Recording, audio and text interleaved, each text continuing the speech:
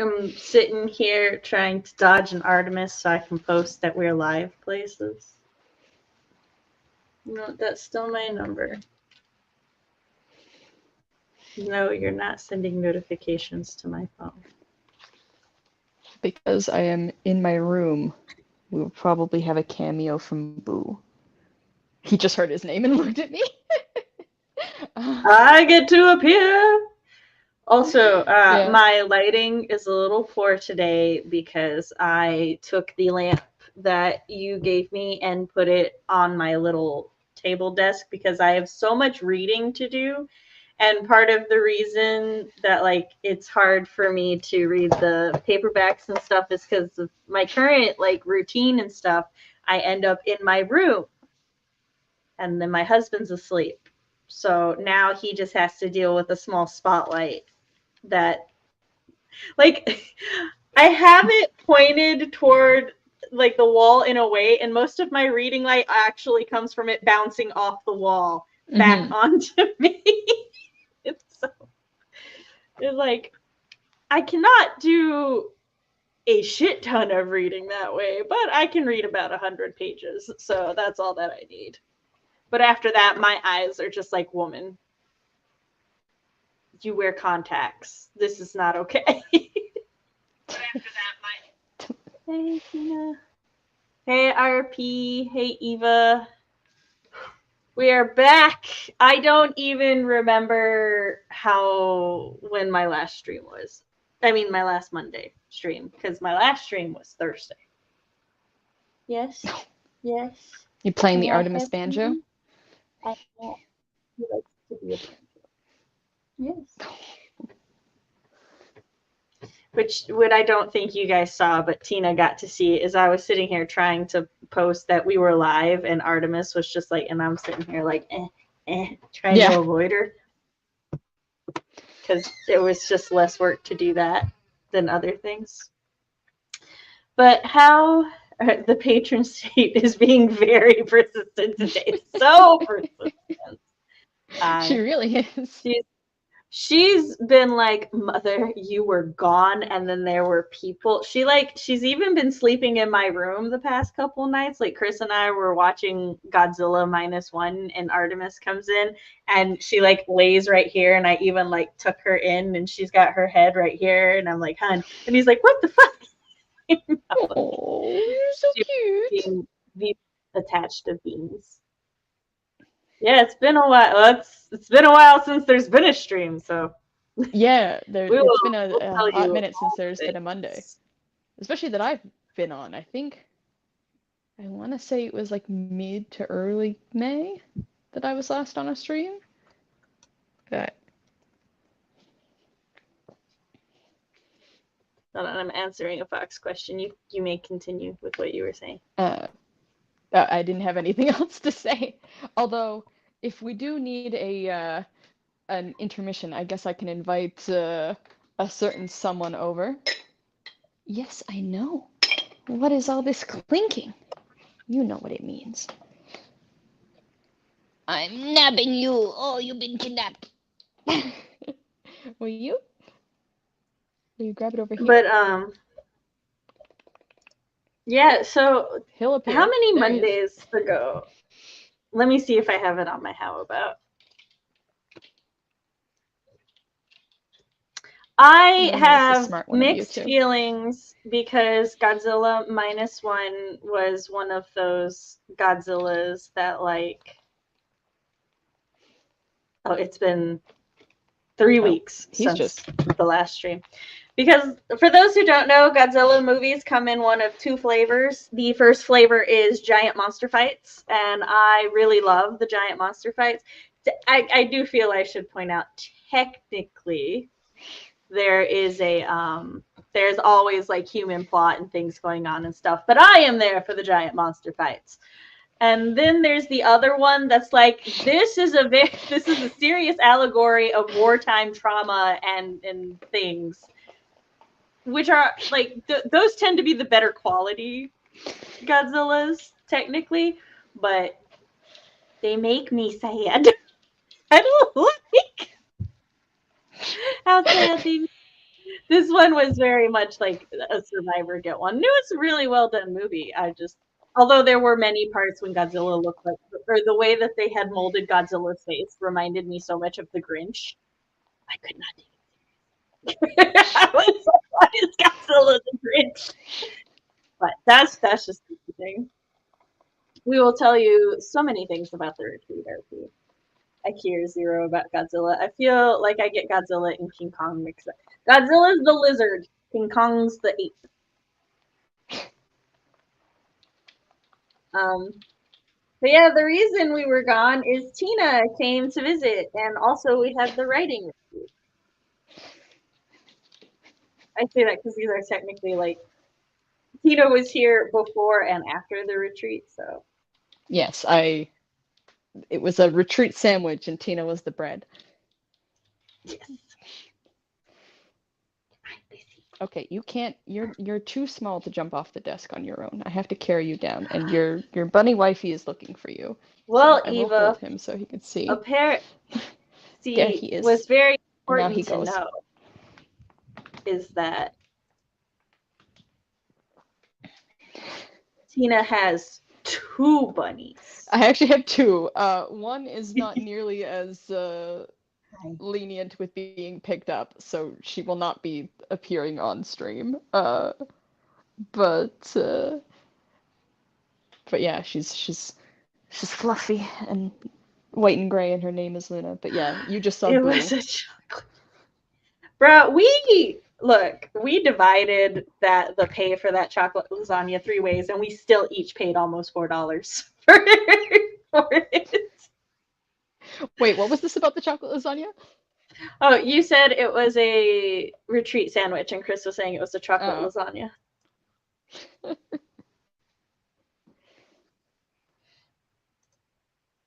I have to go. So it's been like 8,000 years. So Tina, go ahead and introduce yourself to the party peoples. Well, 8,000 years ago, I was Cabby online. I make queer art and comics. You can read everything at my website, cabby.com. What do I got? I got shorts about a lesbian vampire and her human girlfriend. I have a one-off about 2 deep sea mermaids discussing job satisfaction, and my current project is a gay secret admirer story that involves the crime of paying for someone's cake. And anonymously, but which also features some thirst There's traps been blush developments and some adorable I don't know cats. what they signify, but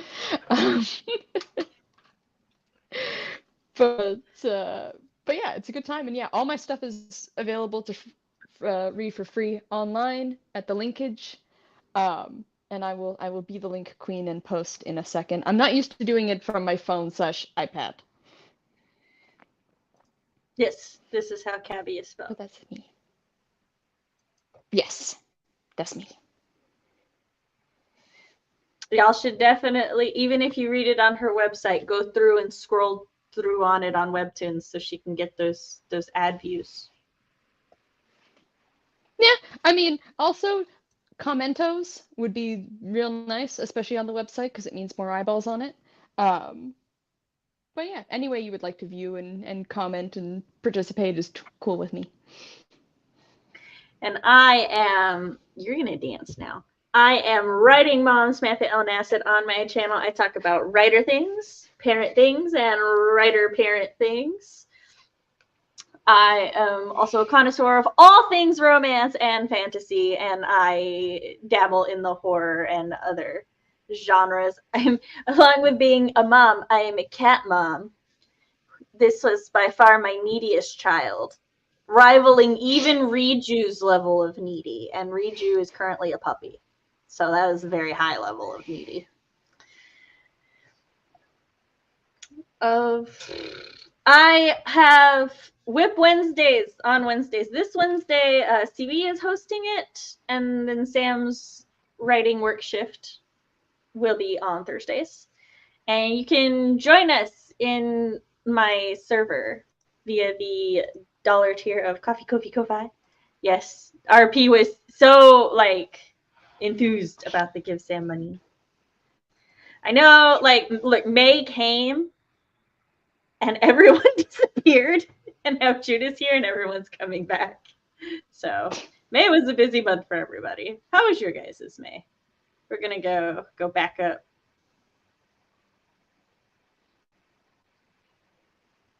Godzilla is a giant nuclear lizard. Kong is basically an overgrown gorilla. this is this is fair. Godzilla is like largely an allegory for nuclear warfare, which is why he is a giant dinosaur thing that is nuclear powered and super radioactive.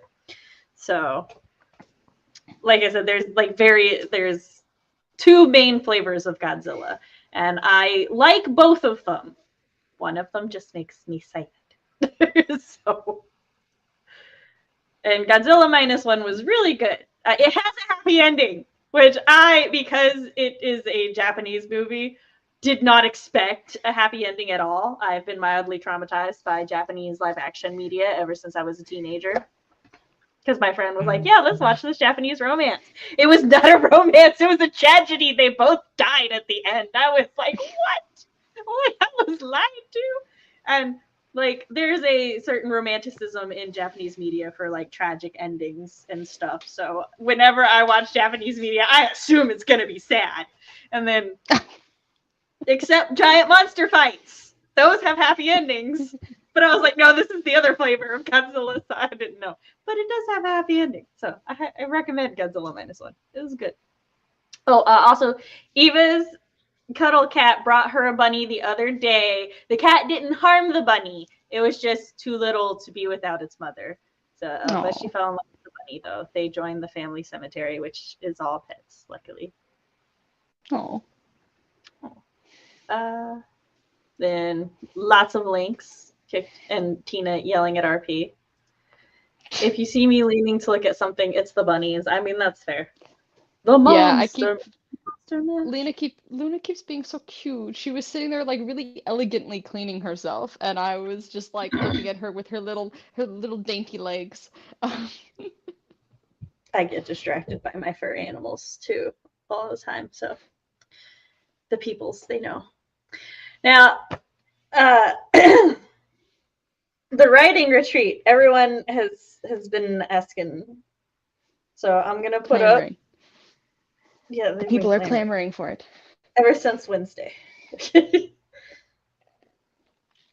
I'm gonna ask how everybody else's weekend and stuff have been, and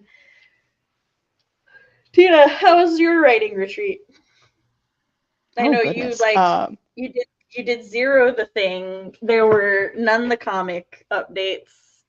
Yeah, that I did served you nothing. All week. Yeah, I ate nothing. I did nothing. I ate nothing. I just ceased to exist in Tennessee. No, it was a lot of fun. The opposite of all those things. I got into a good rhythm of like working on stuff at night and then in the like finishing it off in the afternoon, which is really nice. I somehow managed to set a reasonable goal for myself and then proceeded to actually hit it instead of trying to do it, and it made this week of updating One Mr. Treat, The Secret Admirer comic a breeze. What else? I developed an addiction to sweet tea. It's not the first time I've developed an addiction over a trip. I got into coffee when I went to Greece, and now the sweet tea I had to buy more like iced tea.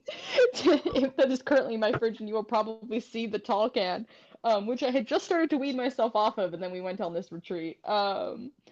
What else happened? The pet sitter sent me many good photos of the bunnies, so that was nice. She shared them. That was great. Yeah, it was a friend of a friend taking care of them, and yeah, and thankfully happens to live like really close by. But anyway, what else? I got to experience many an American thing that I had only heard of, like how the Jonas Brothers have a song. Yeah, how the Jonas Brothers have a song called Waffle House, and I finally know what the inside of a Waffle House looks like. But I do agree, you can have deep conversations there. It's a very lovely environment. Um, it's it's like the angel to Denny's devil, really, because Denny's is so chaotic in comparison. We have exactly one Apparently, Denny's here, but apparently one of the cooks at Waffle, because the way that like Waffle House is like cooking works is they've got like all the skillets back there, and there's different stations. One person is like on the bread and hash brown station, another person's like on the eggs and meat station. I want to say it was the guy on the hash browns. He's been to Canada, so he and Tina got to talk a little bit about the difference between Canada and America, which I was not expecting in the Waffle House.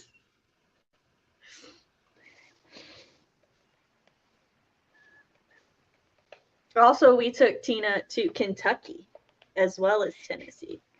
yeah, I got to be in two states. Um, but which I don't think I've ever done that on a trip before. Um, but yeah, no, it was yeah, it was a lot of fun. I don't think I really experienced much of Kentucky, but I also don't know the map well enough to know. Like, I never knew which if we were in another one at any point. Um, but uh, but yeah, no. What else? I went to the. We got to go to Olive Garden for the first time. That was fun. Um, Me and CB got tipsy. Well, I at least got. I don't. We shared a drink, and it just hit me like a dump Oh, she truck. was Like oh my we gosh, were so yeah. giggly. Um, She was red before she even finished. Like she took the we before you even like had a drink, she had those 2 sips and then she was red and you were like, save some for me. And then it's like if you look at the cup, almost nothing was gone. No, she and Chris are both appear to be a type that get tipsy real easy, but they like kind of stay at tipsy for a while. So which from my observing of people getting like tipsy and drunk, that's like that would I think that's the best one because they get like the best of both worlds. That just it hits them so fast and then they just stay there.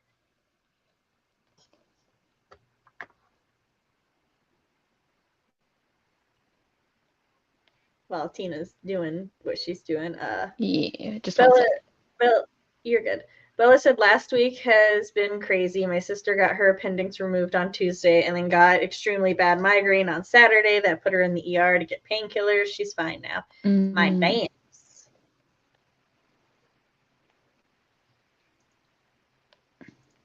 Waffle House is interesting. Good, interesting. I love Waffle House. I can honestly say I've never been to a Waffle House. Because we don't have them, it's a crime. That's why I had to go.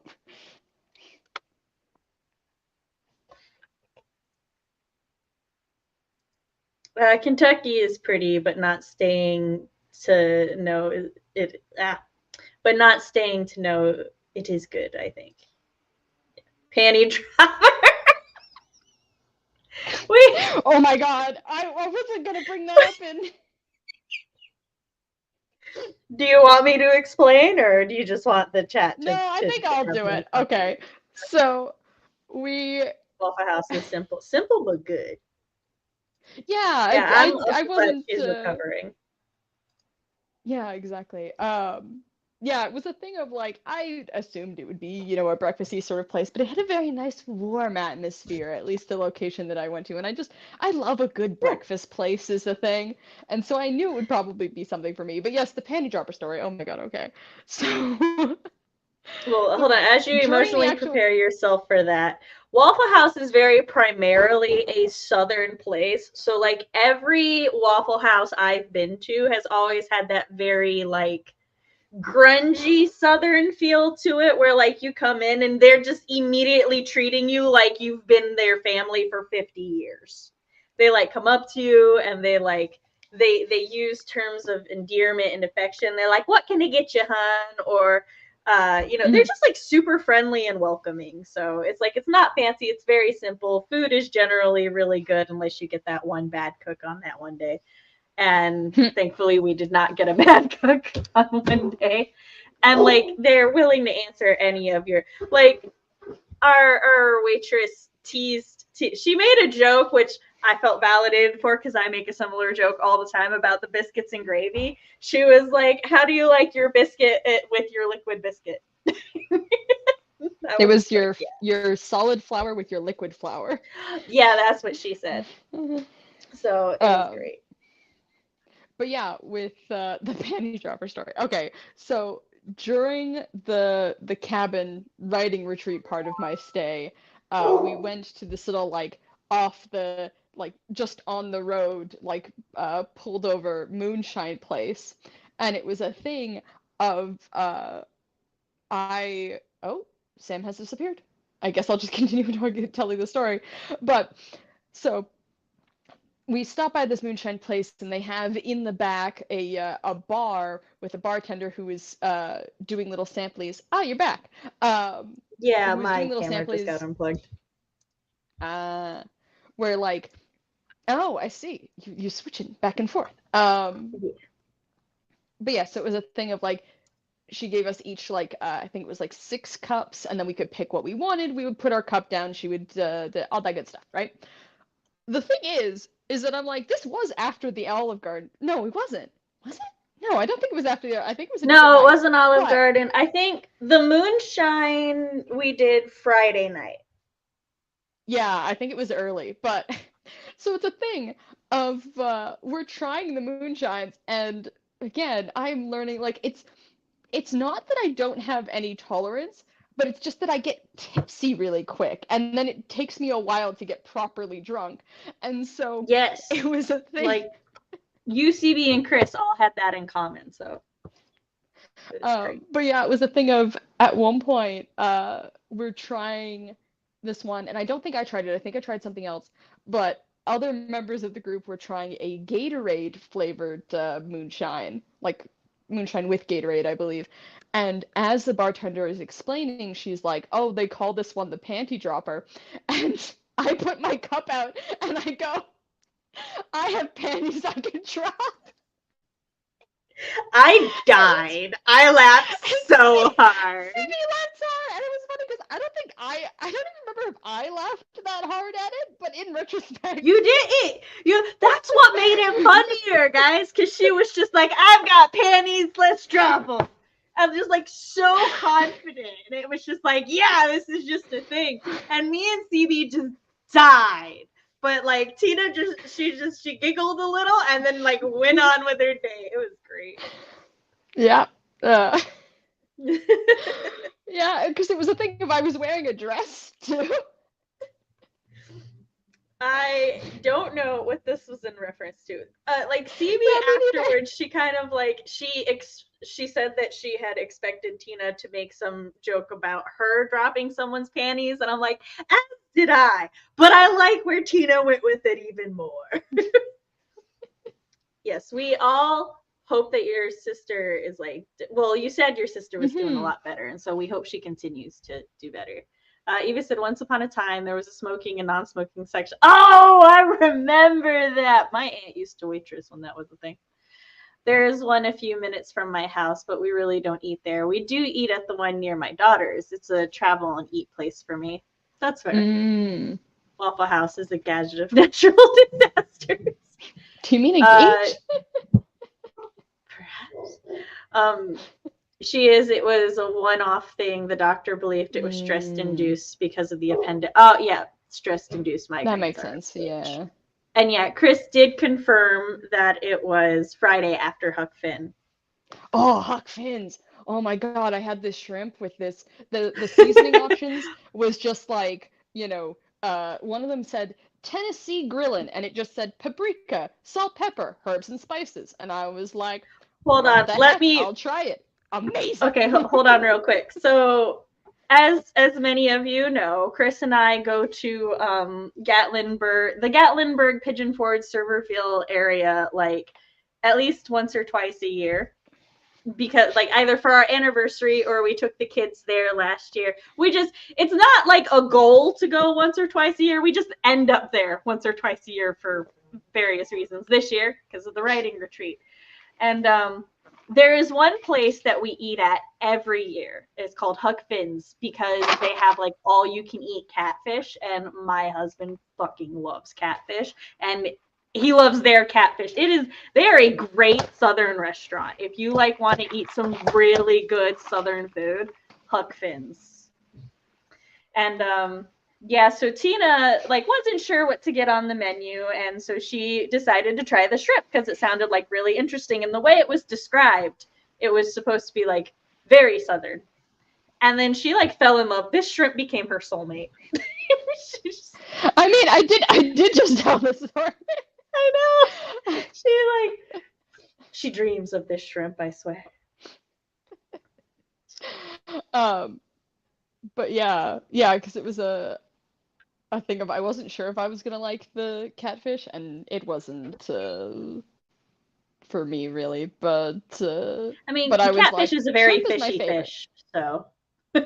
Nah, it was just it didn't have like Thank you. I don't know. It wasn't that it was fishy, it was just that it wasn't like it didn't have much flavor to me. Like it was bland. But Mm, but you know, personal preference. But anyway, yeah. but shrimp is like my go-to like favorite seafood. So I was like, it's a Mm-hmm. seafood place, I can't go wrong. And I then I mean, went I Hairy order the Right gator, instead. so. And I tried that and I still don't know what to make of it. CB can tell you I just stared off into space for quite a while, trying to figure out how I felt about it. Not morally, but About the just gator? taste-wise. Yeah. Gator is it's an experience. Yeah, I still don't know. I still don't know what that was or how I feel about it. It's still a kind of an enigma. Um, I love but gator, but the corn nuggets were but also yeah, good. I dream yeah, of they the were good corn too. nuggets. They even their beans were really good. Like they had the like They've serving got the beans and the they call them vittles, which anybody who's familiar with like the way Korean restaurants serve food, it's very similar to panchan, which is they're just like the side dishes that you get, right? And you can like keep getting them. But Huck Finn's side dishes are like coleslaw, white beans, oh, the hush coleslaw was good puppies. too. Hush puppies, I'm those were missing good as one. well. Pickles, and I think onion. Oh yeah, the onion. Perhaps Eva, perhaps we should see if we can coordinate a meetup. But mostly you can just find me while there because I don't ever want to drive up there. Hey Morgan, how are y'all Hello. doing? All right, I just got my dinner and we're about 30 minutes in. So if my cat will get out of my way, we'll go ahead and do our first sprint. All right, so Sounds good. three. What? Oh, I was gonna ask, how many sprints and what are the times today? Same as usual? Three, yeah, should be. 30, then two Okay, 20s. cool. All right, 3, 2, 1, go go.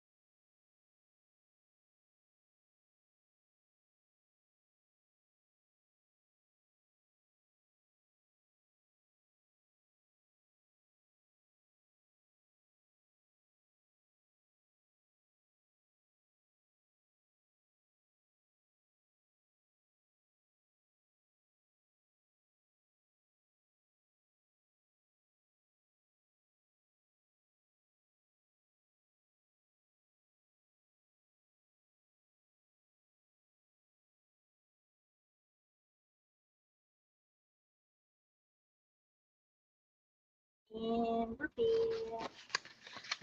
Yay! Perfect So, timing. what was everyone working on? How did they do that sprint?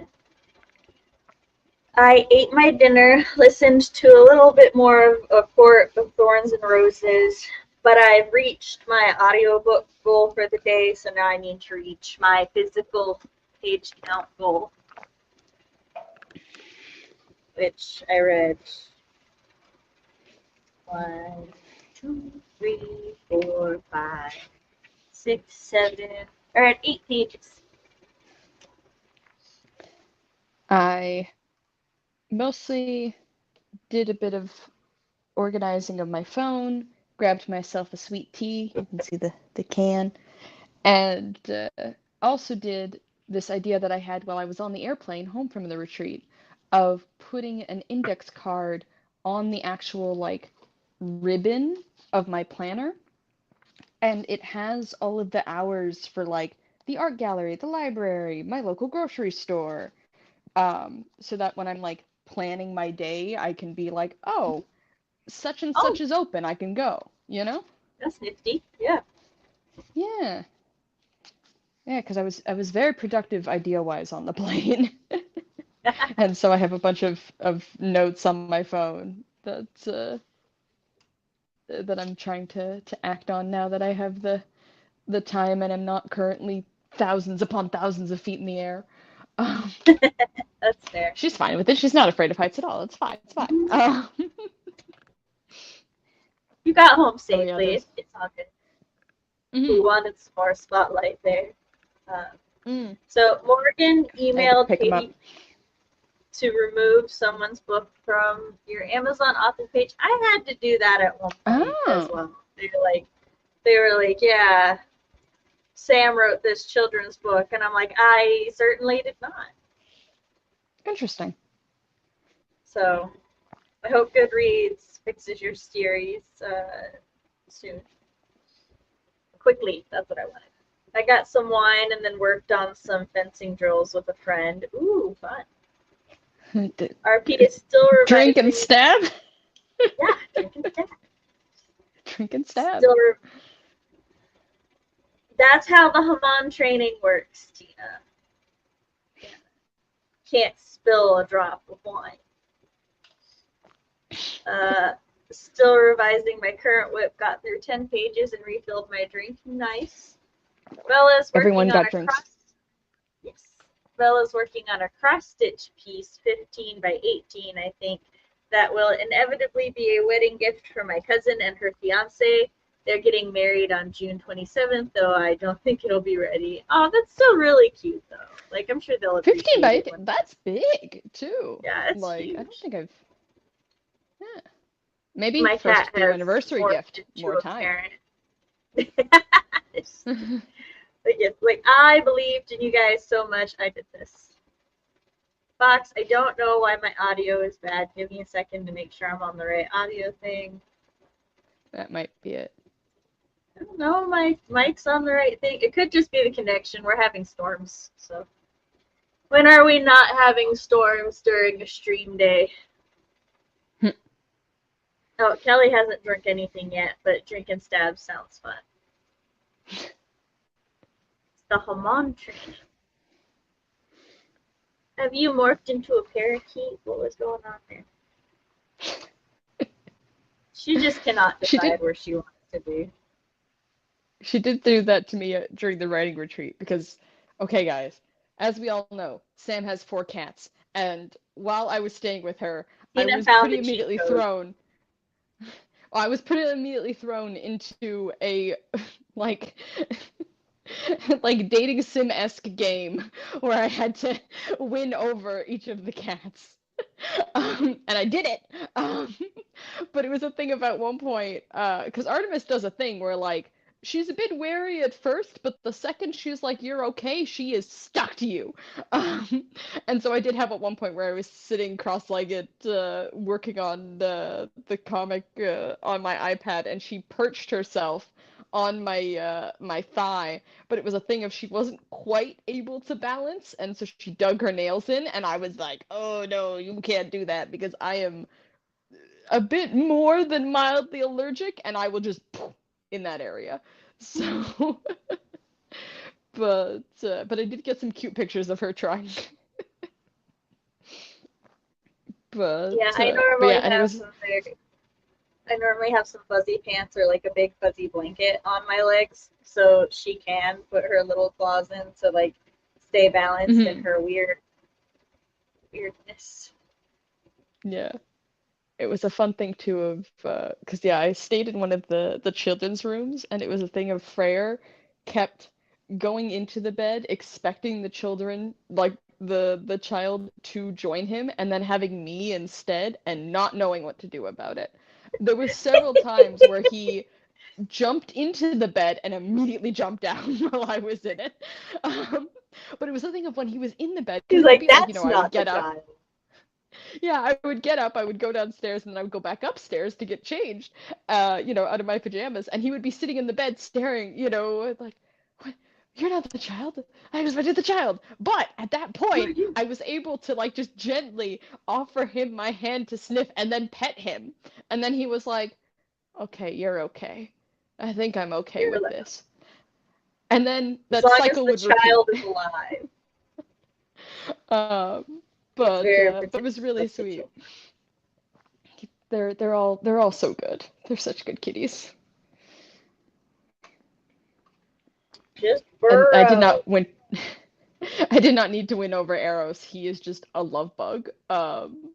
He just he was like I had to He pay just cat tax wants every time I went up the stairs because he yeah. would sit on the stairs and demand pets. Um, He just wants all the attention all the time. He he really just does. Um, he in fact wants more attention than is actually good for his system. So yeah, no poor Muffin.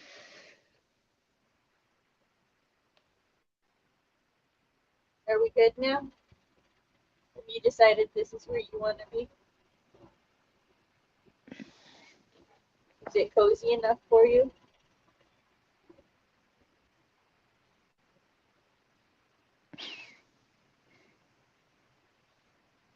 Like at my butt. What? This is her head. It didn't. She was for a second quite turned around. Are you gonna come too? Are you gonna come say hi as well? Maybe. He's considering it. He's doing a little look over his shoulder at me. She's got like she's in a position where she's slowly falling down, so she's got like her nails in the shirt. Not my shoulder, just the shirt. So I can like feel she's slowly pulling my shirt down. Eventually it will stop and she'll just be anchored, but it's so funny in the meantime. You gonna come here? See, I never have to worry about empty nest syndrome. I've got this baby right here. I'll snuggle it.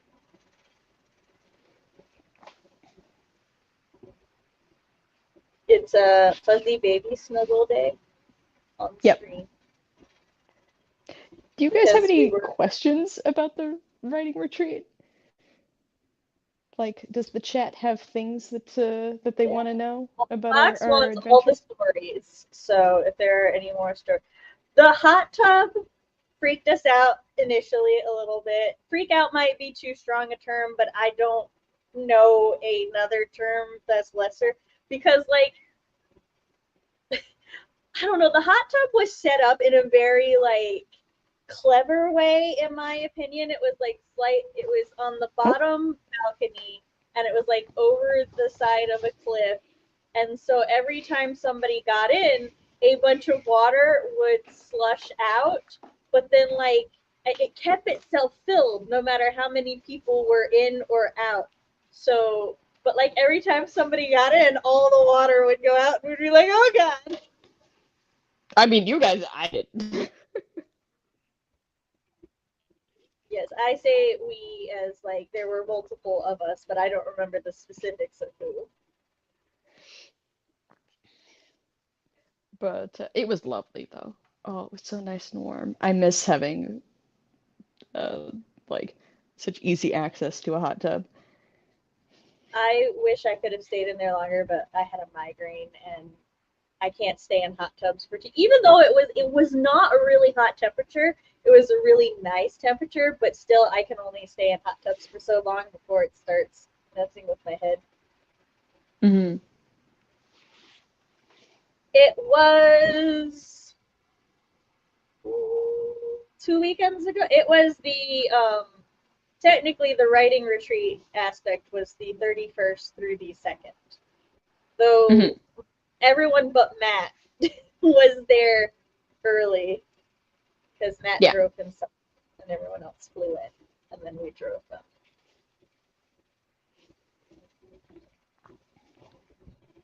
Yeah, we were in a cabin up in the Smoky Mountains, which I did not know were mountains that existed. It was beautiful. The cabin Appalachia. was gorgeous. It was like all wood, like truly like a log cabin, like sort of decor with the three balconies.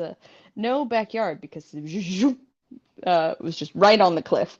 Um, and I We also made had sure to to very protect much not Matt. look at beyond the porch. We had to Because it was protect just a Matt from drop. his intrusive thoughts of, but what if I just jump? Because, like, just so everyone knows, it's not like it wasn't a suicidal thing or anything. It's just, one of those like impulsive urges you have that it's like That this is not disclaimer did gonna not make go it less well. concerning. So sometimes we get bad ideas, and as long as we don't act on those bad ideas, it's fine.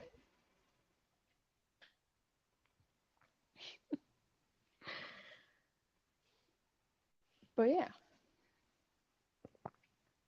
It did, yeah, however, and lead we to several times where we would like, it's like, oh, if you just like if you pass out and die in the hot tub, we'll just toss you over the edge of all the water. um but yeah, we did a lot of productive working. We watched a decent amount of JoJo. We took a bunch of new thumbnail photos, like the one you saw today of me and Sam in the prom post, where my arms are So very many funny new because I clearly photos. could not reach it. I'm just like meh. um, but yeah, we played pool. There was a little Everyone, arcade machine, and Tina had the top score of Galaga the whole time. everyone is roughly the same height except Matt. We, Yeah, we're all like clustered in our little like close to the same height thing, and then there's Matt, who's towers.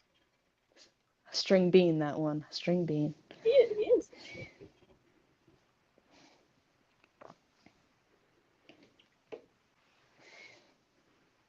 Yeah, it was I'm really trying to think fun. of. I got chapters 4 through 6. I finished revising them and sent them off to my CP, which my Yes. original goal had been to do that before the retreat and then to try to draft as much of chapter 7 through 9 while I was there. But as y'all know, I worked a convention last minute, so life was chaotic. My And goal I was was to. with a migraine while we were there. Oh yeah. My goal was to ink Yeah. the like sketch and ink the page that came up, and not only did I get to do that, but I also got to work a bit on the next installment of Coffin Bed, which will come out eventually. Um, I've kind of just been like puttering away at it every so often, but yeah, it was nice to yeah, and also read some great and kind of average books, so that was fun. Um, it was a thing if there was one because before the actual like retreat proper, Sam took me and the kids to the library because they needed to return some books and I was just along for the ride. And I Library had a day. great time getting the tour, but also when we got to the graphic novel section, I saw a comic called Project Knot. I'll post the Goodreads link to it. Um, and it's one that like I had been reading online when it was being released online, and was just at the start of the climax, and then it got published and the author had to take it off online, and I was like, God damn it. And then I, was keeping tabs on knew it got published, and then it just like got lost in the fray. And so I saw it at the library, and Sam was like, I can take out books for you. And I was like, hell yeah, take out this book for me, please. And I proceeded to read it in like one sitting over like an hour and a half, and then ran upstairs to CB, practically slammed it on the table and was like, you have to read it, because it was really good. um, but then the entire time, starting in the airplane, because I had my e-reader with me, I was reading a lesbian romance that I ended on my last day of the trip. But the thing is that, so I'm reading it on the plane. I did not pick my seat. I'm in the middle seat. There's two like seniors on either side of me. They seem to be strangers. They were not, as far as I know, a couple. Dude and a lady, right?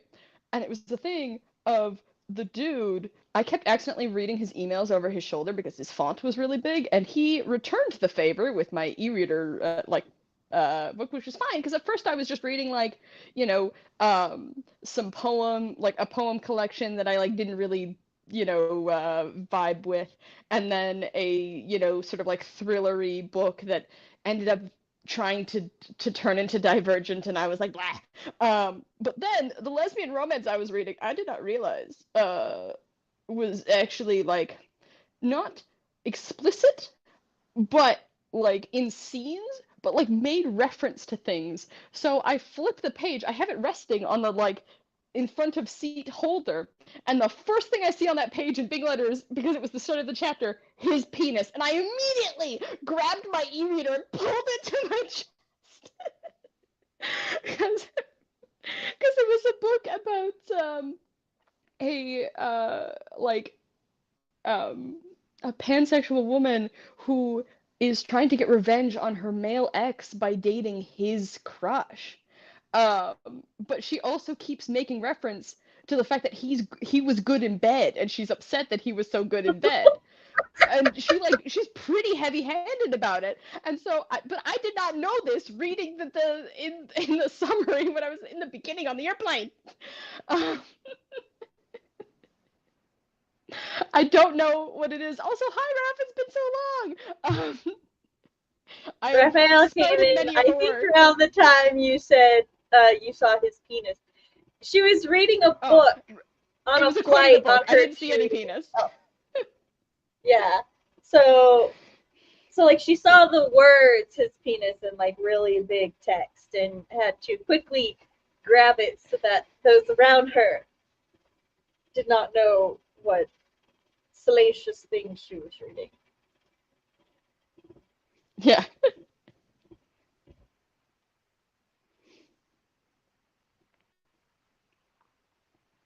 Artemis is trying to put me to sleep because she is just full on passed out right here. Also, I did not expect JoJo to become such an intricate part of the retreat. It must be your spicy senses, Raph. You sense something spicy in here. Yeah, instead of spidey senses, your spicy senses. Yes. There was a typo in the assigning of powers to you. But like the day before we left for the trip, Raph says, "Hey, Tina," by the way. Hello. But the day we left for the trip, my youngest wanted to watch JoJo with us, so we started watching JoJo, and then after that, like we would wrap up every night of the trip with some JoJo episodes. So CB tried to keep watching JoJo after the retreat, and then Chris got sad, and so now we're going to be doing JoJo watch parties on Fridays, I think. We didn't do it last Friday because CB's was on a mother-daughter trip with her birth mother. I haven't not watched seen. any more of it yet because I've been watching Delicious in Dungeon. Ooh, how far are you in that one? Mm. I'm like almost caught up. I'm at episode 18. So stuff has happened, but I don't Delicious want in to Dungeon get is too such a spoily. yeah. Delicious in Dungeon is such a like wild flip of oh, this is a really nice slice of life, peaceful episode. Who the fuck is going on? Yeah. Back to oh, really nice slice of life episode.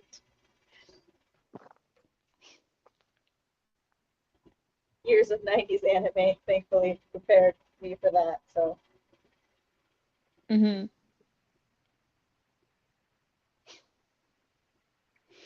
but that reminded me the last convention I worked, everybody kept coming up and be like, "Do you have Dungeon Meshi?" And I'm like, "Do I have what now?" Finally, I figured out they were talking about Delicious in Dungeon, and I'm like, "No, we're sold out of it." And then that just like I understand that fans who like started reading it and stuff through the scanlations or try to keep up with the manga online. It's like they have to look it up by the Japanese name. But I'm like, if you're going to buy the translated version, ask your retailer for the translated title because even if I don't know what you're talking about, I can then help you look for it.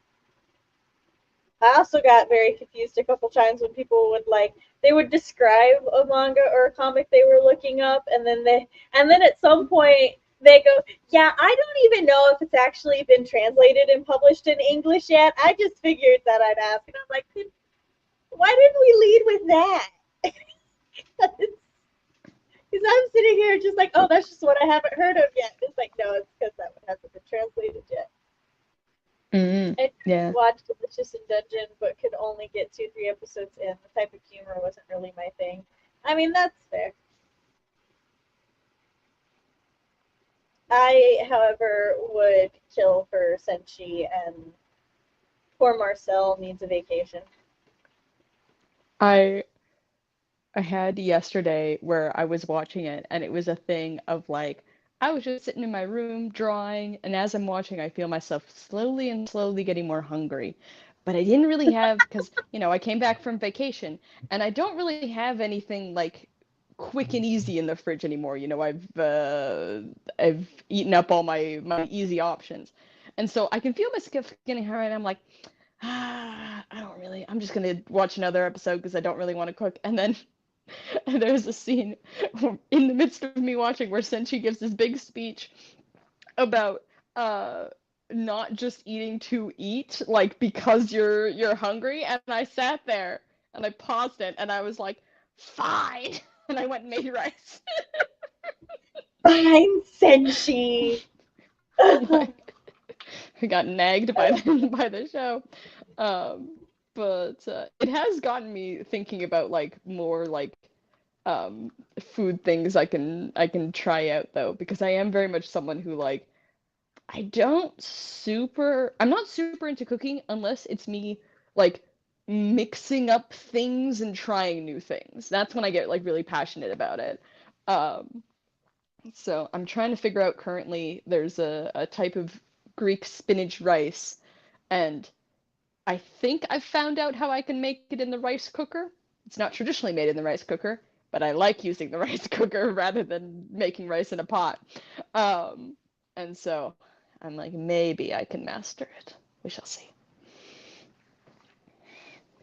So, based But purely off the name, I have to assume that Delicious in Dungeon is either a cooking anime or smut.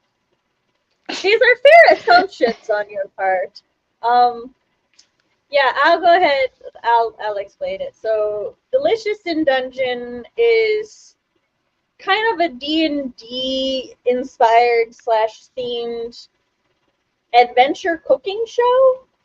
So, like, our premise is that these adventurers were tried to take on a dragon, but they were like super fucking hungry, and that in part led to them losing, and one of the MCs got eaten by said dragon. And so now the others are trying to go back to the bottom of the dungeon to resurrect them before they are digested. and they meet up with a character. Like they decide because they're like have no money that they'll just eat the monsters, which it's very clear is like our night guy. That this has been a thing that he has always wanted to do anyway. And we meet a dwarf who is quite passionate about cooking monsters. So he like kind of goes with them and takes them under his wing. So the episodes are like a mix between you'll have like a slice of life episode that's kind of like educational about food and nutrition and like daily living in the dungeon and how the world works. And then the tone will like get a lot deeper and some fucked up shit happens and you're like, oh right, yeah, this is the anime where one of our MCs is being digested by a dragon. We can't forget that. So I really like it. It's on Netflix. There's also like low-key cooking tutorials in some of the episodes. Yeah, like whenever they cook, they're basically like, and we do this, and we do this, and we do this, and I sit there and I'm like, maybe I could try something like that. Right? Um, Our rice cooker is older than our children. It is. I wish. Mine is like one I bought a couple years ago, and it doesn't sing for me. I want a fancy one that sings. That's from Ours like does. one of those tiny, stores where like everything is like this, like the aisles, and it's owned by a Yeah. sweet old lady who probably doesn't speak much English, and she's probably gonna overcharge you because you're, a foreigner. But that's what I want, because I know those ones will be the good quality ones. But Ours but was my current gifted to rice cooker us. works fine, so. Ours was gifted to us by Chris's mom when we got married, if I remember correctly. So, also Artemis is trying Nice. so hard to curl up at the base of my neck, but my is in the way. Uh, so I keep I'm seeing being a glared book at. at the bookstore called Legends and Lattes, which seems like a similar D&D premise, and it looks like a fun read. His spell check does suck, but I knew what you were talking about. Yeah. I believe I bought the Legends and Lattes audiobook, and it's sitting in my Libro waiting for me to have spare time to read it. I've heard that is a really good queer D&D-ish fantasy novel, so if I get to it this year, I will let you know my thoughts on it. Because May was so busy, I am quite behind on my year of favorites reads, so I'm trying to spend June catching up to those. I planned to read 24 books this year because I always do where like the last two digits of the year is my reading goal, or I have for quite a while now. And it's a thing of I'm currently 6 books ahead, so Tina's just coasting. Nice. But and most of that was on the writing retreat. um, It was so productive for you in many ways. If you yeah. haven't watched it, that time I was reincarnated as a slime is amazing. Also, Haikyuu too. Haikyuu is by far one of my favorite sports animes. I love those dum dums. They're great. I have. It's been so And long since I watched a sports anime. that's The fair. last time I did was when Yuri on Ice was coming out, like, the episodes, and the time before that was the gay swimming anime, which is not actually as gay as one would hope. But I have yet to watch the Volleyball Boys, but The it's gay swimming anime is not like actually gay. It's just homoerotic, which is not the same thing. yeah, You're nice though, um, hella. yeah, But hella okay, gay. so with Haikyuu, like I said, it's one of like my it probably is my favorite sports anime. Um, they're all so good. I definitely playfully and a little bit seriously ship Hinata and I cannot remember his name, but the blue haired guy. They like start out hating each other, but then like as things go, they become like the strongest of allies and their husbands. That's just their husbands as far as I'm concerned. So Sam, it's so good. Sam, it just you always love an enemies to lover. I feel like I if do. I know would be the writing on the wall. The second you said It, well, they start off hating each other, I was like, ah, I see. okay, here's the other thing. Like, for those who know, I get very annoyed at the shipper community when we've got like a very clear, yes, Kageyama. When we've got a very clear, like it's brothers thing, and with a lot of sports animes, it's all about them becoming a team and working, and their bonds of friendship strengthening, and then becoming like a found family of just a bunch of brothers and or sisters, depending on the sports anime I'm watching. And Haikyuu does that. But Kageyama and Hinata, they're like they both feel like they're married, and they're so just like not into dating or anything that I'm like they're husbands. It's great.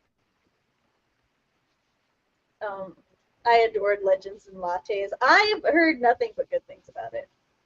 I'm watching it Yeah, me professionally too. react to Haikyuu, and I'm loving his act. One of the um one of the moves in Haikyuu was actually taken and used by an Olympic volleyball player in one of the matches shortly after Haikyuu came out. That was like super fucking cool to see. They are no married couple. They're so precious though. And they're so dumb. They're just like not all of the boys on the team are dumb. Like several of them are like super intelligent and stuff, but specifically Hinata and Kageyama are so dumb. All like they're volleyball smart and they're dumb everywhere else.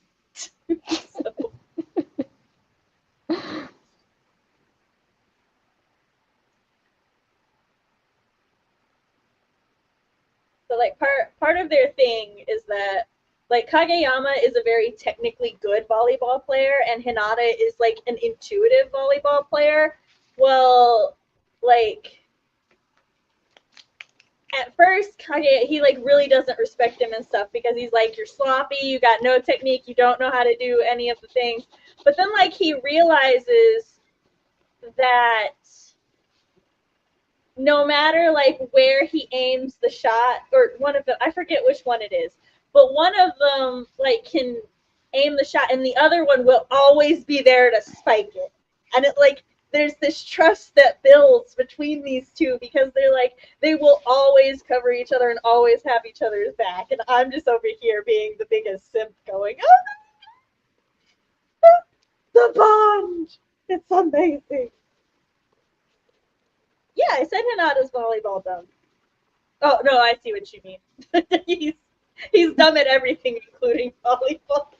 He's intuitively good, which is a level of smart, in my opinion. But yeah, he's just they're like, how did you do that? And he's like, I don't know, I just knew the ball would be there. So I need to watch the newer seasons. I like watched all of the ones that were dubbed, and then I stopped. All right, but let us go into our next sprint. I need more reading to do, Artemis. All right, 3, 2, 1, let's go. Oh, wait. Where is it? Where it's not there. Shh. Ah.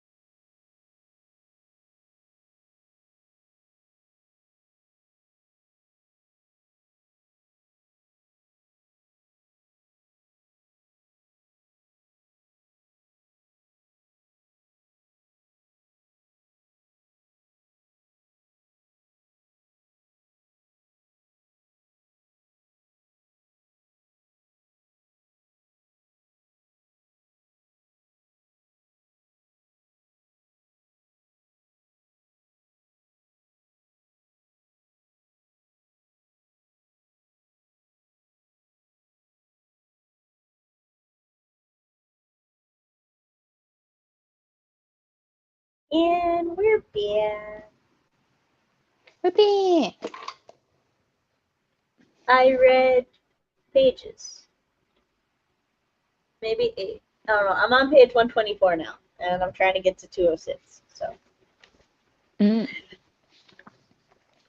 I updated a bunch of stuff in my planner and I added to my little in-between card that I'm working on. On one side, it has the hours of businesses I want to go to, and the other side, it has the travel times of how long it takes me from my place.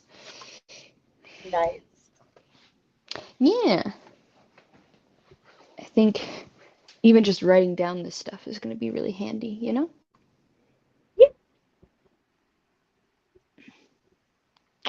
And I'm currently booking a massage because it has been a hot minute and I'm no longer used to work.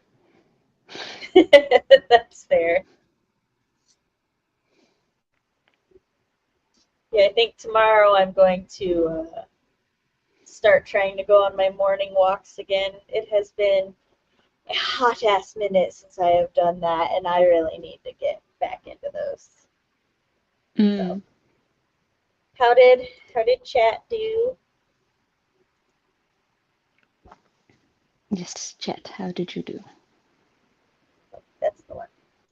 Also, I'm gonna make a small complaint, but like part You of make the small reason complaints? I know, big small complaint for me.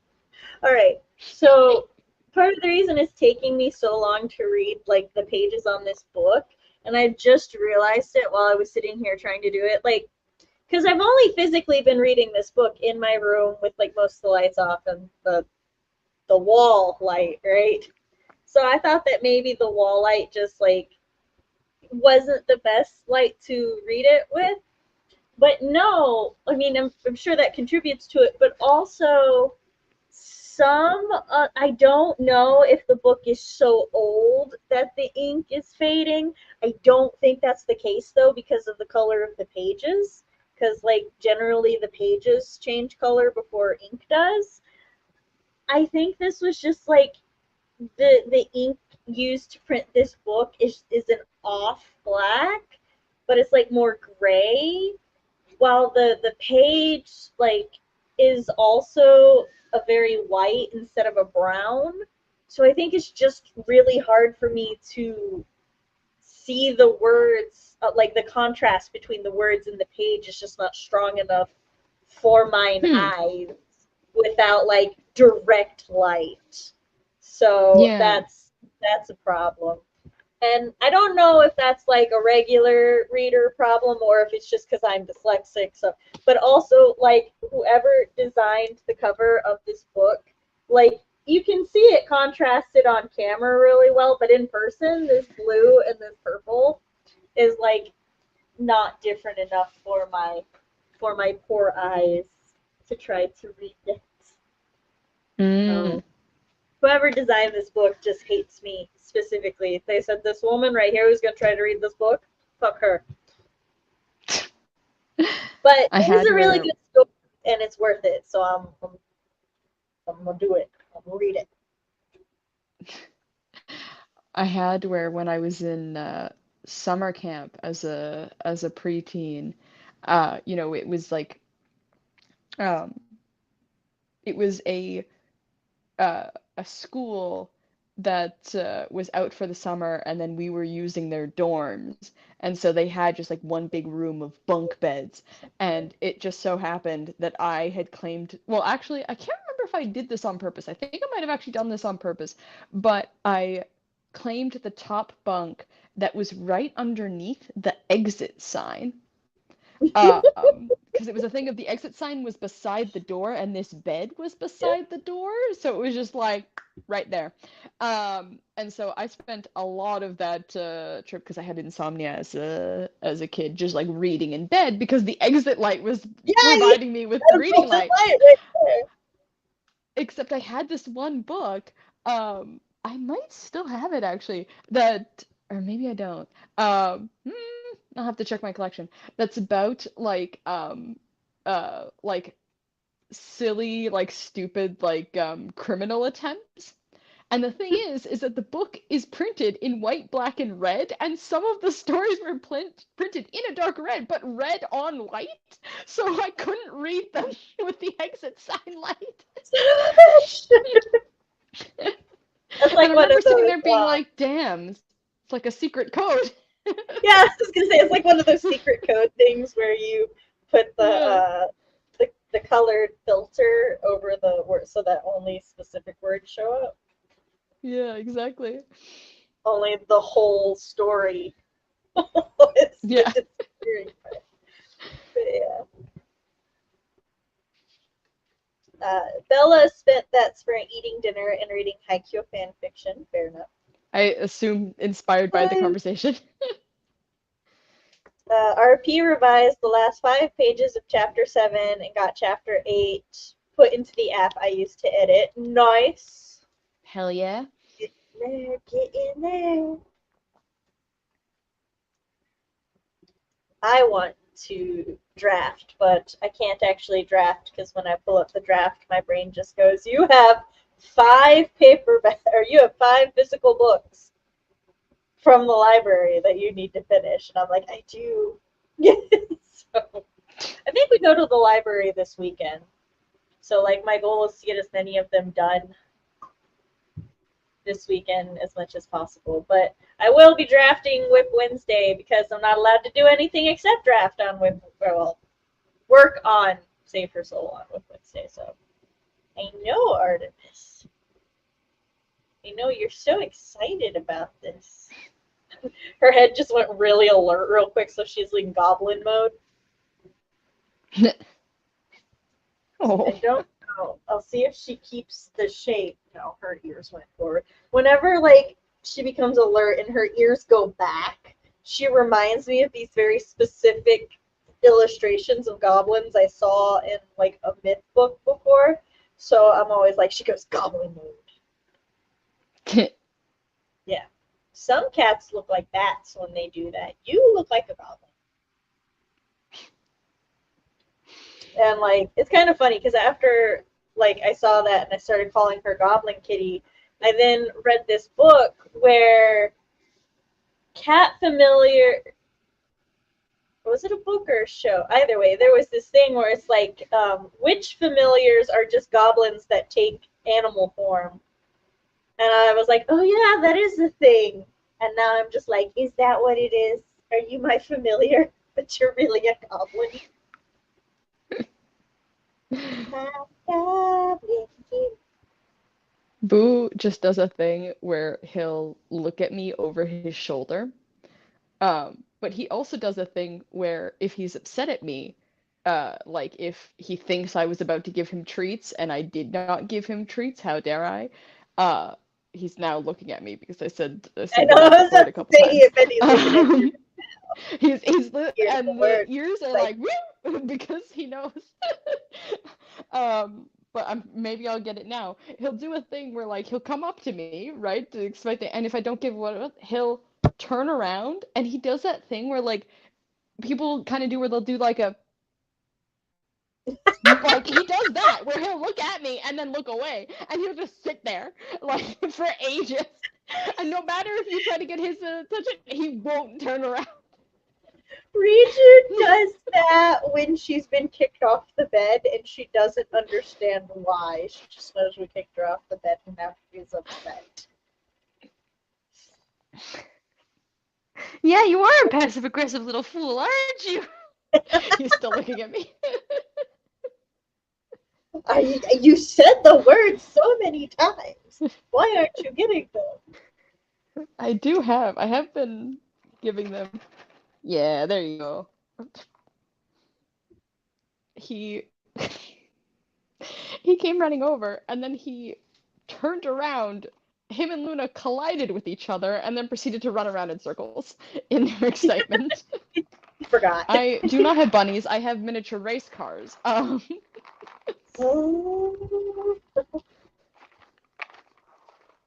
Which Yes, I'm one excited. wins the most often? Uh, Boo is definitely the more active of the two. So he just does the most racing. but Luna will just kind of shove him out of the way because she's significantly bigger than he is. Um, That's fair. I've described them She's got before. that length. Oh, I said she's got that length, yeah. the long Um, stride. yeah. Um, but or also she'll just push Boo on her way to, like they shove each other all the time. But yes, hello, you want more? Um, but I like to say that like Luna is Barbie, Boo is Ken. Like that just is their dynamic. Like He's enough. Okay. he is Knuff. He's definitely Knuff. Um, which is funny too, because I've had so many times where like people have met them and like fawned over Luna, but the thing is that Luna doesn't really like attention. She tolerates it now because she knows that new people means that she's getting the magic word. Well, I could say Boo's not paying attention, he's chewing. She knows now that like new people means she gets a treat. She also just frequently gets a treat for existing because Boo will do something and I'll give him a treat, and then she'll come up and she'll also get a treat. She's like, yes, I'll have him do all the work. It's fine. Mm. Sometimes it'll be a thing if she's fully not paying attention. Boo will do something, and I will just hand a treat to her as well. Because I'm like, it's got to be fair. Um, but yeah, no, it's a thing. People are like, "Oh, Luna, I love Luna. I want to win Luna over." And meanwhile, Boo is like practically climbing into their lap, like because he's such a love bug. That is like the personification of like fandom and who they want to ship people with. It's like, oh look, here's the love interest that just like dotes on you and all of this. It's like, okay, but that one's boring. I want the one that hates me. Mhm. Which I I know guess Luna Boo and doesn't. Luna are also Grumpy Sunshine. What? Do you smell it? I opened my drink and she looked over like, the fuck is that smell?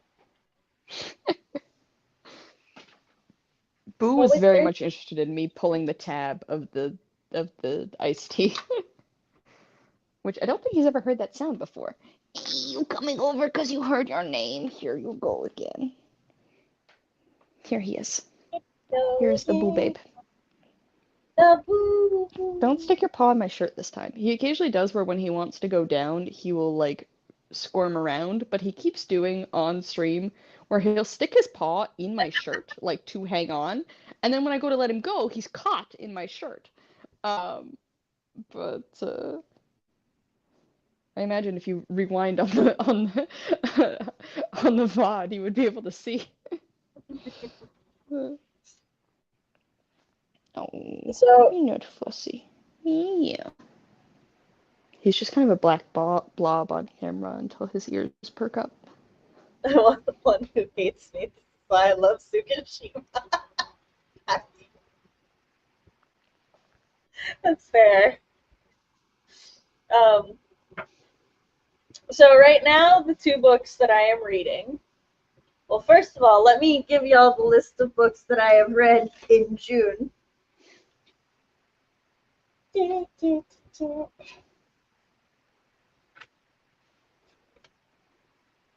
Okay, so I have read The Cruel Prince by Holly Black, which I had heard many questionable things about this. And let me tell you, yes, but also in The Cruel Prince, The Cruel Prince is not a romance. So, first of all, let's get that out the way. The Cruel Prince is a political intrigue with a fake coup, and there is potentially a romance subplot. But because it had been spoken about as if it was a romance, I was quite judgy of the romantic interest when I first went into the book. However, by the end of the book, I'm all like, I have to read the rest of the series now because I'm so intrigued by how this is going to go. Holly Black writes Fae Society in that good old Celtic way that I enjoy Fae Society. And our MC is a human who grew up in Fae Society, and like it's great. I love the dynamic between her and her adopted dad, her and both her sisters, and her like little brother. And then at first I thought it was going to be a bully romance, but no, it's not. So like there's a lot of power dynamic that shifts in different ways and stuff, so I'm very, very interested in it. I would don't read it if you're looking for healthy romance though, because like I said, it's not a romance, and that's not the goal. But I also think it's an adult novel, even if it's a YA, I think it's handled well. So that's my thoughts on book one of The Cruel Prince. Yes. I've never particularly been interested in Fae stuff, but it's one of the, like, in terms of reading it, but it is a thing of I have really been enjoying like listening to people talk about that kind of stuff. Oh, yes. He fell asleep on me for a sec. Yeah, I ate the whole banana pudding. It was my banana pudding. But you have your own thing of banana pudding. What's the problem? You ate all of it. Did you not expect me to? I said I was gonna. No, I didn't expect you to. I thought you'd be like half. There's a reason I have a food baby. He's kind of just melted. Oh, no. Oh, he's perking up right when I say that. Tina now has bunny pudding. What? Boo, she's cuddling Boo, and Boo just sort of melts it into her. Oh, yeah. Well, see, here's my thing. I really like Fae mythology and Fae legends and lore, but there's like, much like there's two flavors of Godzilla, there's primarily two flavors of Fae. And it's when people write Fae in like the Celtic lore and myth things where Fae are not human, and Fae do not act human. They do not perceive things in a human way, and they are in fact dangerous otherworldly creatures, right? And I like when people characterize them that way, and then part of like plot and basically part of the point is the cultural meshing and conflicting between human society and how humans feel and think versus how the Fae feel and think and stuff, right? I love that shit. I eat it up all day. And then there's when people write the Fae where they're basically just super strong, super powerful, super hot, basically kind of like elves but more fucked up and like hypersexual. Aren't elves Fae? It depends on the mythology, but yeah, in some mythologies elves are a type of Fae. So it's just kind of like I'll read those, but that's not like my preferred Fae. I like when they're monsters. And there was one I read. See, last month, May was the year, like, May was Fae month for the Year of Favorites Readathon. That's why there were many a Fae being read. There was one I read earlier this year. That was a Fae book that, hold on, which one was it?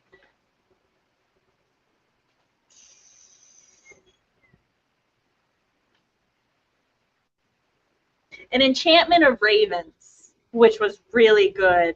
And one of the aspects of her Fae was that their actual true forms were hideous, creepy, scary, but like they always had a glamour that made them look super beautiful and pretty. But because the Fae can't actually perfectly replicate human things, there would always be one thing that's like off. And so like there's like a nose. Like the nose is just a little too long to be humanly or like weirdly kind of bird beaky shaped. It's like that uncanny valley feeling of human, but like an AI created it a little bit. So, and I really enjoy when that's a thing because, like, that's the whole thing in mythology is that Fae are creatures who, looking at them, like, shock us and stuff, right? There are specific kinds of Fae that are supposed to be really, like, alluring and pretty and stuff, but, like, they're not necessarily alluring because they are physically attractive. They're alluring because they have this magical pull about them that fucks with your head, right? So they themselves may actually be hideous. We don't know because it just, messes with our head and stuff. But, so I like those kind of Fae. Everyone is surprised that that's my jam. I also read The Grave Witch, which anyway. Also, like, I guess it kind of takes a milder of the second flavor, where they're just superpowered humans. It's actually like on our scale, I'd put it in the middle.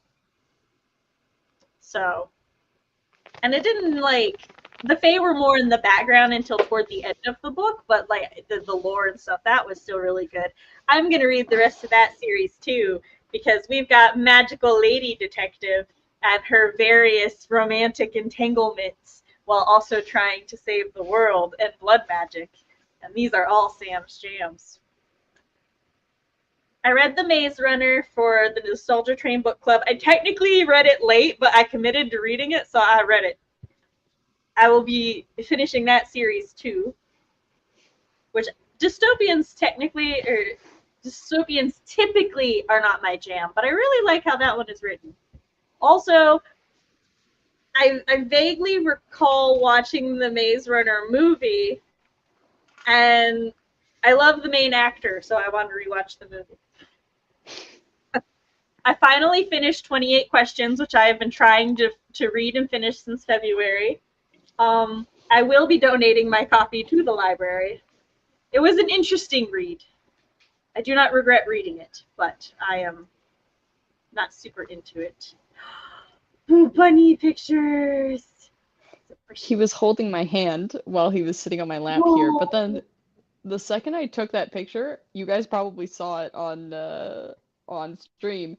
He turned around and started digging into my bow here because he was upset that I had been holding him for too long. Like, he basically, like, it was a switch. He was like cuddly needy baby to, like, let me down immediately, and I'm gonna dig into you so that you know that. Usually he just kind of like puts up a fuss, and there was a couple times there where I was checking to make sure he was still calm, but yes, and now well, he was cuddling with Luna, and then he came to investigate because he heard his name. Fine, you two are too irresistible. I read 2 more books. The House in the Cerulean Sea by T.J. Klune. It's my first T.J. Klune book. Yes, I am aware of the not so great things I have heard about him, and specifically him in connection with this book. I will say, even if I didn't know all about that, this book would not have been my typical jam because it's so preachy. I think there was more preaching at me than there was plot. Oh, interesting. And then A Psalm for the Wild Built. It was a very short read, very cute though. It was about a monk and a robot talking and exchanging philosophical views while going on a journey together. Super cute. And I'm currently reading A Court of Thorns and Roses and Into the Crooked Place, which are 2 drastically different books. But I'm liking Into the Crooked Place. I am currently enjoying A Court of Thorns and Roses. I know. It probably shocks everybody. I don't think Feyre acts like a teenager. In my head, Feyre is like 22 or 23. I'm going to die on the hill that she should not have been a teenager, and this book should not be YA. But if we take it as an adult novel, it's very...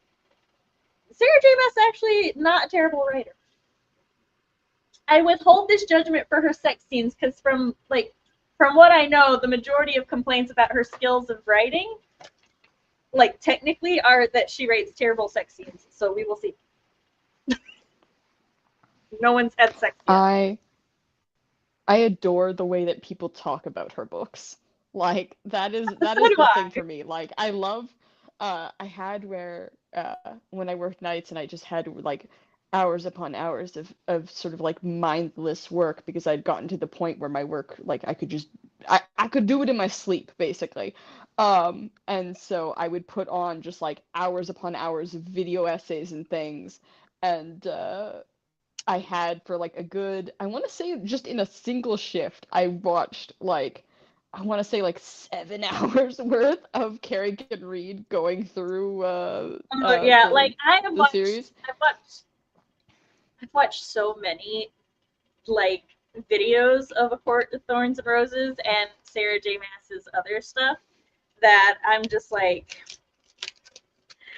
I know the plot of this book. I know a lot of the scenes of this book. I'm like, but I should actually read the book so that I can form my own opinions and see who I agree with.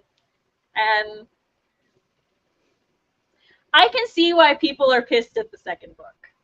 Because, the romance between Feyre and Tamlin, when I pretend she's not a teenager, is super cute. They've got some really nice chemistry. There's actually like there's some scenes that I was just like, oh, it's so precious. But I'm not yet halfway through the book, and I do know that like a lot of the complaints and stuff come from either book 2 onward or once she goes under the mountain. So I'm not looking forward to leaving the Spring Court for Under the Mountain because I'm like that's where I have heard it goes downhill. I'm reserving judgment though, because like whenever I try to go into a book, I try to go in with like other people's warnings and opinions in mind, but I like to form my own thoughts. And she's a better writer than I thought. Like my expectations for her writing skill were quite low. Not terrible. So also like some of her descriptions of things, I'm like, this woman can write fae. So I'm like, I don't know if I'm actually going to enjoy this series because I will say like one should not judge a fae romance the way they would judge a regular romance because fae are not supposed to be human. So like their romances aren't supposed to be the way that our romances are anyway. So we'll see. We will see. I do still stand by any and everything I have ever said in the past about the age group of this book and age gaps, though. I shall not be backtracking on any of those things. But like I said, Feyre also does not act like she's 16. She acts like she's in her early 20s. So, I like to think that fantasy creatures are done in 2 ways: the hot way or the monster. You're not wrong. That is depending on your taste, maybe both. Are you calling me out? We have to consider calling myself out. We have to consider the opposite, that they are not mutually exclusive. For the like sake with of clarity. Hold on, Godzilla. I don't recall Godzilla being done in the hot way. At least not the way I differentiate the flavors. Do open mine eyes to this. Yeah, wait, I thought the two ways were like potentially fighty / lighthearted and then like depressing and real was the 2 ways of Godzilla. I don't think those quite line up with hot or monster. Like werewolves are either hot in Twilight or monsters like in Under the Oak Tree. Under the Oak Tree has werewolves? Oh wait, yeah, it does. Well, I feel like there's also a middle ground between those. Yeah, I would say werewolves, if we are, because I will also say not everything can be done in like 2 primary flavors. Most things are in 3, I would argue. But in werewolves, even when they are monsters, then the monster flavor like breaks down. Is this a tortured monster soul of man versus his internal beast and he can't control it? Or is this a sexy monster creature that you want the internal beast unleashed, or a mindless monster, in which case, no, they're the bad guy and we are running far, far away. Not Or sure is it just a good boy? We have not considered the option that it could be a good boy like Scott McCall. You know, if it's a good boy, it's also the second. You know, that's just a subset of number 2. The goodest of boys. Haven't read the Court of Thorns and Roses series, but I love the Throne of Glass and Crescent City. I have heard that Throne of Glass is better. And Crescent City, not gonna lie, I haven't read Crescent City, but like when Carrie can read, when I watched her videos, the way she described the setting of Crescent City is a very like like I heard that and I was like, oh my gosh, that is the vibes I want for like all of my urban fantasy. Like the way that she crafted that world. And I was just like, I didn't know how to feel about that. I was like, I don't know. I don't know about this. So I don't know. But the other thing that I have, like the really big thing that kind of is consistent among all of the reviewers that I greatly enjoy, and the people that don't just automatically trash the content of her series, because a lot of the like complaints that I hear against Sarah J. Maas is like against her herself, or my brain just died, or like legitimate concerns and issues that don't necessarily aren't part of the content, but like her representation. Like the marketing of the book rather than the text itself? Well, part of the marketing, but also like some of the represent. She has a lot of racially ambiguous characters, and she herself never confirms the ethnicity of her characters, and then she like falls into some problematic tropes because of this. Like in Crescent City, I think her only dark-skinned character is there, and she serves to help the white protagonist and then dies, if I remember correctly. It's things like that which authors should be held accountable for, and like should try to do better and stuff. But other than that, like the stuff with the content of her writing and her ideas is that she's got a lot of really good ideas and good potential, but then her execution kind of like is a roller coaster of up and down, which is the other reason of where I'm like, okay, I can't have real opinions on her writing until I read the execution and decide for myself. Because conceptually, it does sound like she's got a lot of really interesting ideas and stuff. You know, asterisk make Feyre in her early 20s. I know she's the youngest, but her sisters can be older. I meant by comparing how Godzilla is done in 2 ways, not the, oh, okay. Okay. Yeah.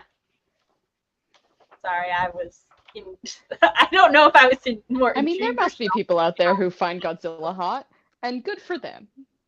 There are, especially like one of the recent Godzilla movies with him and Mothra, and people were like drawing lots of fan art of him and Mothra as the king and queen of the monsters, but like humanoid. So there are many people who find Godzilla hot. I just didn't know of any Godzilla movie that did that.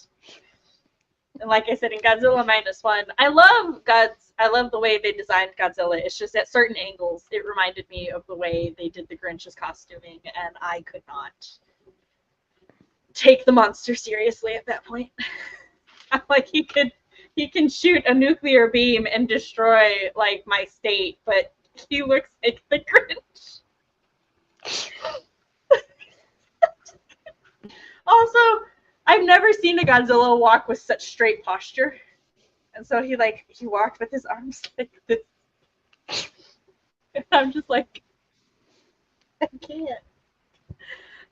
I lost it. And I feel so bad pointing these things out because I'm like the modelers or the costuming team. How I don't yet know how Godzilla was made. It has to be a physical thing though, because it looks like they used some techniques that have been around in Hollywood for like decades for making animatronics and monster makeup. But at certain points it looked like it could have been an animatronic, and at other points it it looked like it could have been somebody in a suit.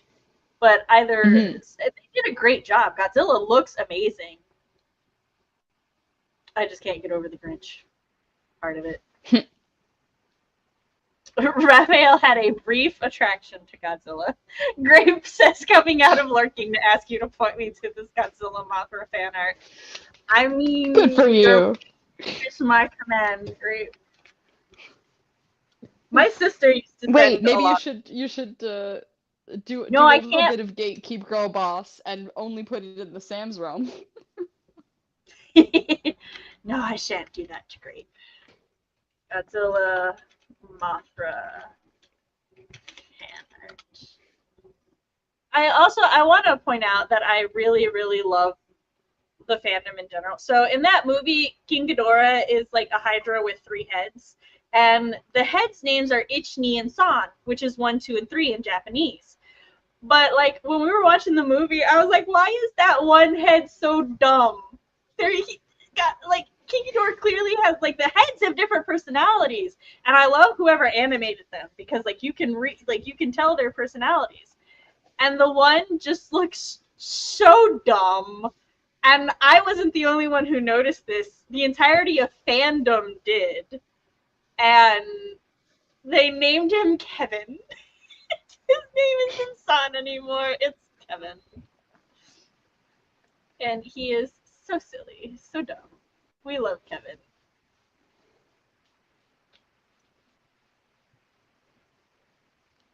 Let me post links. Oh, that's a Mothra TikTok. That's a TikTok, apparently. I'm not sharing them on screen though because like it's fan art, so it's not like it's not my content.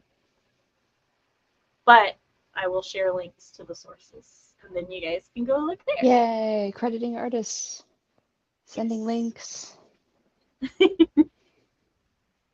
am all for supporting artists.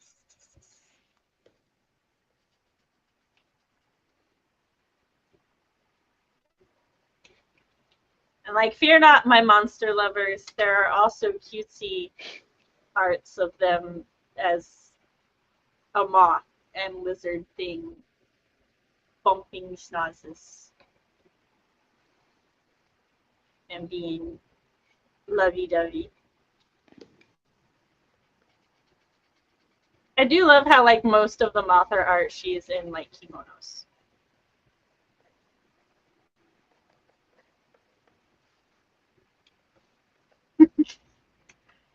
I don't know why Godzilla looks like Kevin Levin from Ben 10 in this one.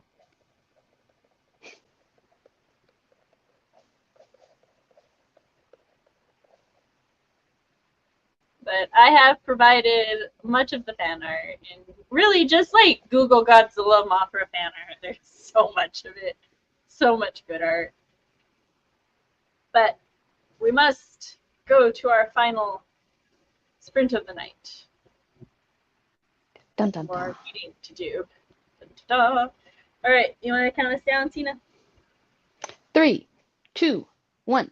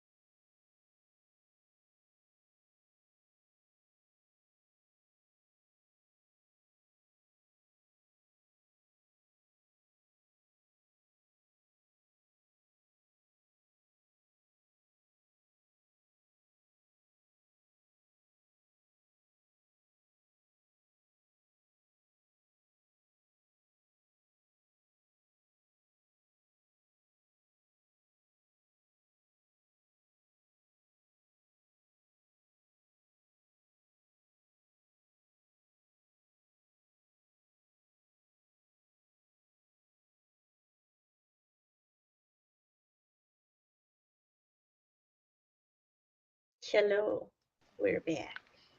We're back. Am I hoping for this friends to enemies to lovers thing going on in this book? Yes.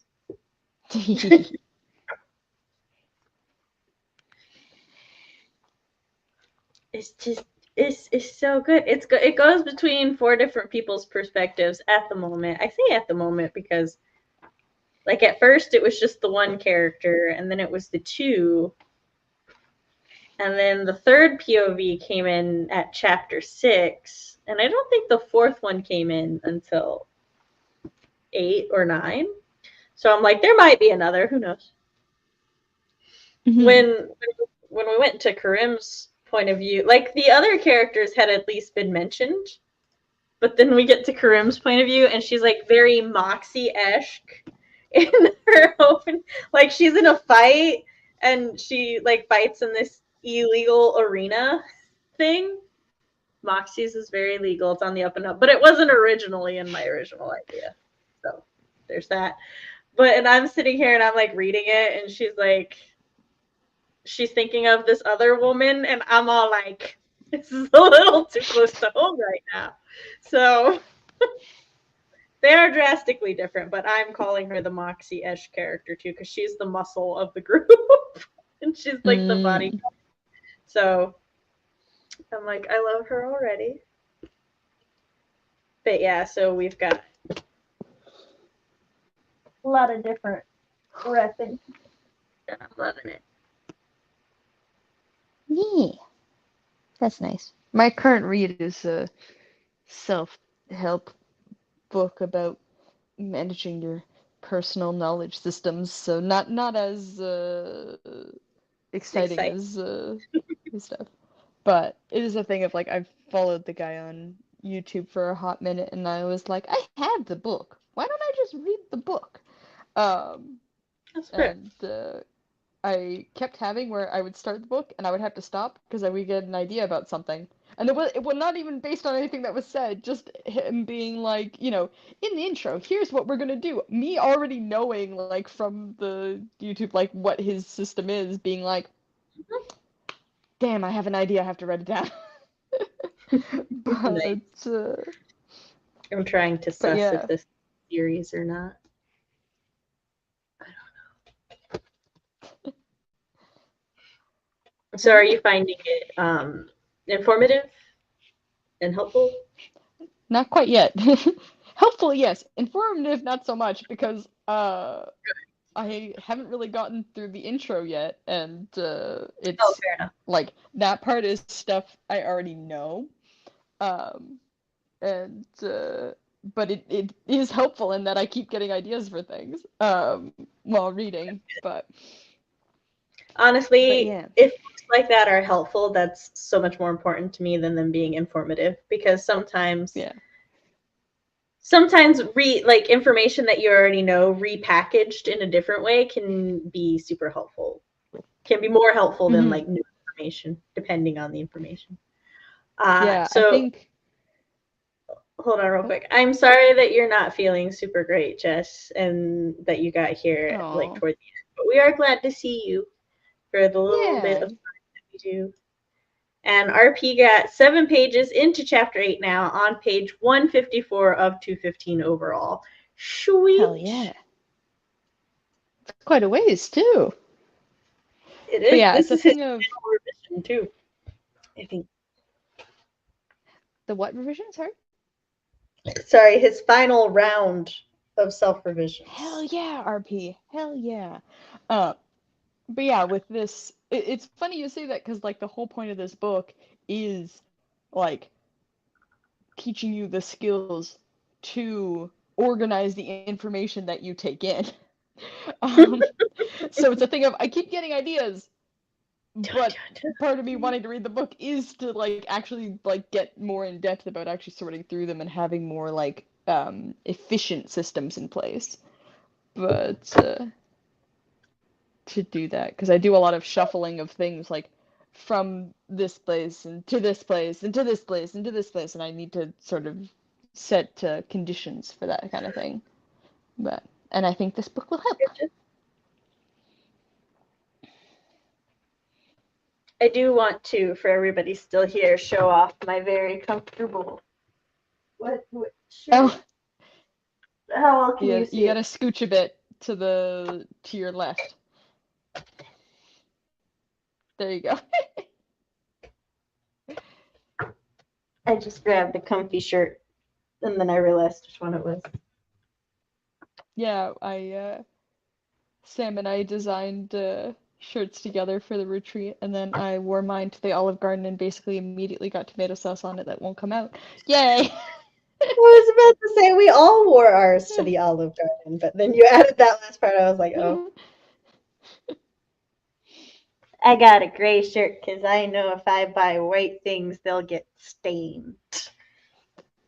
I tried so hard because I am normally a messy eater. You can ask Tina; she's seen it in person now. I I honestly didn't notice. Oh, good. Well, Chris definitely notices. Cleaned me up at Waffle House, but I tried so hard. I was like, I was like eating my my eggplant parmesan like this to try to make sure I didn't get anything on the shirt. The most effort I've ever put in. Yeah, congrats on the final Yeah, round. congrats! Yes, I feel like I've done everything I can to without reader feedback. Not sure if I will even actually send it out for beta reading, but we'll see. Well, I want to I want to reread it, regardless of what phase. I have the Tina ability. also I can, in fact, read. I am, in fact, literate. It's a thing I can do for you, Harvey. Tina just adds that to her resume. Literate. Can read. Jessica said, spent that last bit of sprint making soup and talking through how to justify switching the monster currently in my plot with another monster. Mm. Dude, are you like...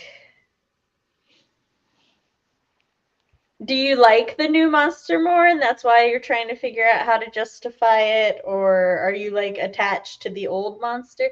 Can I be nosy and ask why we're switching monsters? Yeah, I wonder assume if it's even more like I like the first monster, but this monster would be better for XYZ plot that I want to do, sort of thing. You know, like maybe it's something Yeah, that's what outside I'm of the trying. monster that wants to switch. Like I presume we're saying monster because we're trying to be like vague about what kind of monster, but I'm very curious as to the reasoning for switching out the monsters. If we can know. If not because spoileries or whatnot, we do understand. Yeah. Sam's like, can we play 20 questions? Always. I like knowing things, especially about people's projects. I won't claim to always remember every detail I'm ever told, but when I ask enough questions about people's projects, eventually my mind palace starts building a file, and then I begin to get a strong association with that person and their story. And that's when like after that, that's when I start actually remembering the small details because it's like, yes, I know these relevant things. That's part of the reason why I love asking the questions of the day, because I'm like, yes, let me see, let me peek inside your story. Yeah, I got like caught up on some of those chat rooms, and then I was like, wait, why do I have like I was showing Chris something on my phone, and he's like, why do you have 6 messages? And I'm like, because Gina's also caught up on some things now. And so I'm not fully caught up. I got to the week of songs that I did, but I caught up on like 4, and then I was gonna catch up on the rest, and then you got caught up in those, and now I'm like, no, I gotta get caught back up. It's okay. We're playing ping pong. yeah. I have the wrong mouse. I love the first monster, however, the current monster is yeah. Yeah, that's unfortunate. I see now. Yeah. And hence the knot. Yes, everything's coming together. It's all coming together. I talk about all my book ideas with my friend Angela, and she remembers most of the details, but mixes up with which details are from which series. But at least I know she's listening. That happens. I My mean, sometimes friend, I mix up tiny details of my own series. my my friend who has kind of become the alpha reader of Half-O has a better memory for the world building and plot than I do. Um, to the point where I'm like I will have where I'm explaining stuff just to rejog my memory, and they'll turn to me and be like, I already know this. And I'm like, yes, but I have to rejog my memory for it. I'm glad you know this. I don't. I didn't Um, remember. and it's a thing of like, I asked them to comb through what I have of the outline so far, not only for feedback, but to be like, did I miss anything? Did I forget things? And there was things where like I now have reminders to be like, please mention this, and I'm like, got it. But That's why it's good to have people you can talk to about your creative stuff. yeah. It's one of the advantages. Jessica wrote 2 plots for first and a sequel that would range around 100K each and was about 1,000 words away from the end. I am sorry that you're dealing with that. So now I get to rewrite them within a week with a new monster and pray that it still hits the right spot. This was going to be the story I started writing during the. Oh, okay. I see. Well, at I least see. you figured that out before you went in, you know?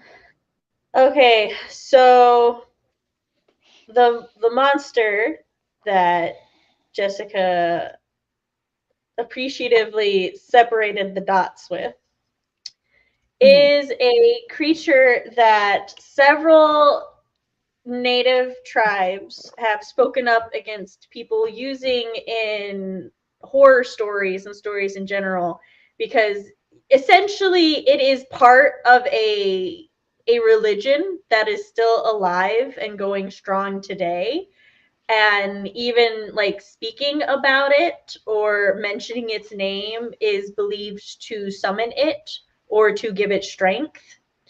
And yeah, so they asked that people just not like use it Mm-hmm. and I do not remember if they are the same, like the tribes who requested this. I don't remember if they are the same or if there are other tribes, but like it is kind of like currently widely disputed if anybody really outside indigenous American cultures should use indigenous mythology and lore because essentially they just don't do it right. Like they Mm-hmm. take it and they misrepresent it, or the way that they use them are incorrect and stuff. And since a lot of it is like part of a living thriving religion, and these are like very important to their cultural history and beliefs, that they just don't like. If people are to be educated about it, they would prefer that education come from, what is the word I'm looking for? Like own The voices, source. like from. Yeah, own voices, the sources of it and everything. At least for Mm-hmm. now, and until people are much better educated on it. It's Yeah.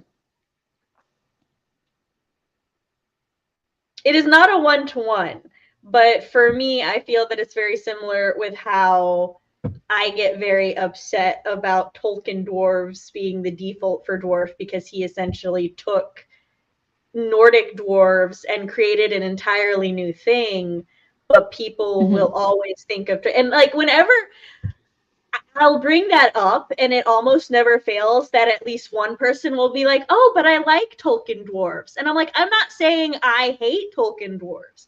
All I'm saying is that Tolkien dwarves are not representative of Nordic dwarves, and therefore they should have been called something else."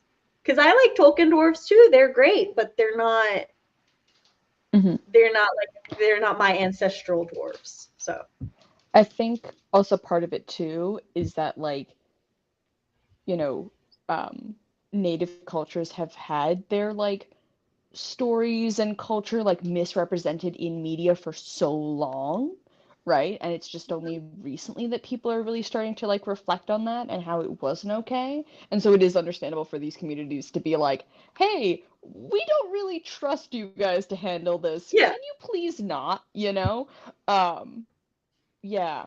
Mhm. And I think it is like, especially if you're doing work that is like surrounding that sort of thing, like doing your due diligence and your research and making sure that like yeah you're not accidentally misrepresenting things because the thing is that I've done like looked up stuff in the past to like educate myself and like answer questions that people have and I've like it's a thing of like there is so much out there to learn and it's just also so interesting um Yeah. of stuff of like what stuff represents and all that stuff but it's not stuff that like it's not for me, like it's not my thing to share with people, it's Yeah. their thing to share as they've requested. And for me it's even a thing of like even if it's only a tiny fraction that has requested that, I feel like it is, you know, as someone who like shares my stories to be inclusive, I, feel like it's a thing of like I will always respect that even if it's only a tiny group, you know? Yeah. Um, And again, it's not a one-to-one, but a lot of the like a lot of the Celtic and pagan tribes of the like Scandinavian and Celtic islands when the Christianization like came in and completely tried to wipe out their cultures and stuff. Like there's a lot of similarities between what happened with them and what happened with indigenous tribes, like the erasure of culture and cultural histories and records and stuff and the struggle to try to like bring those back. It's something that a lot of communities uh, around the world are trying to fix. Like there's some mhm. countries in Asia, I fucking wish I could remember which ones so that I could be more specific, but like my brain is just not like I'm me centric, so I know for sure about the indigenous ones of America and Canada because I live in North America. And then I know about the Celtic and Scandinavian ones specifically because that's my ancestral heritage. But I do also know there are a lot of Asian countries that also were like colonized and their cultures and myths and stuff were erased.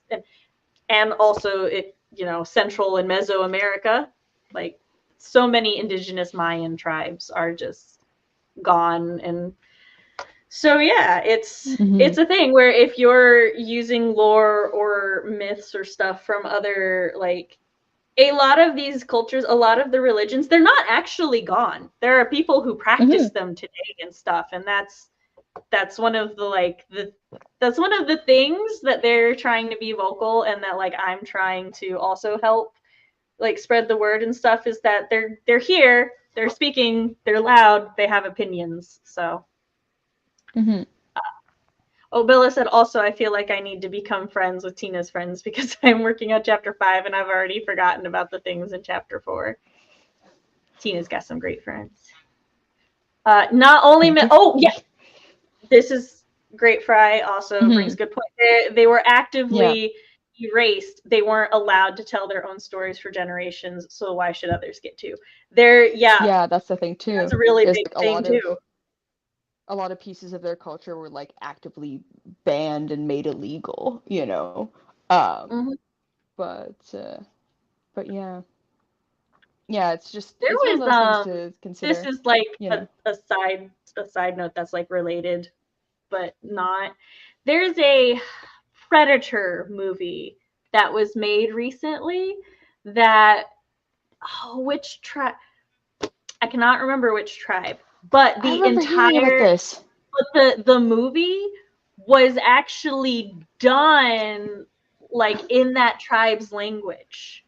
And I thought that Mhm. was like really cool. And I like Chris and I watched the movie when it came out because we wanted to support that. And that is probably by far my favorite Predator movie. It was just so well done and so cool. So I want more things like that. That was great.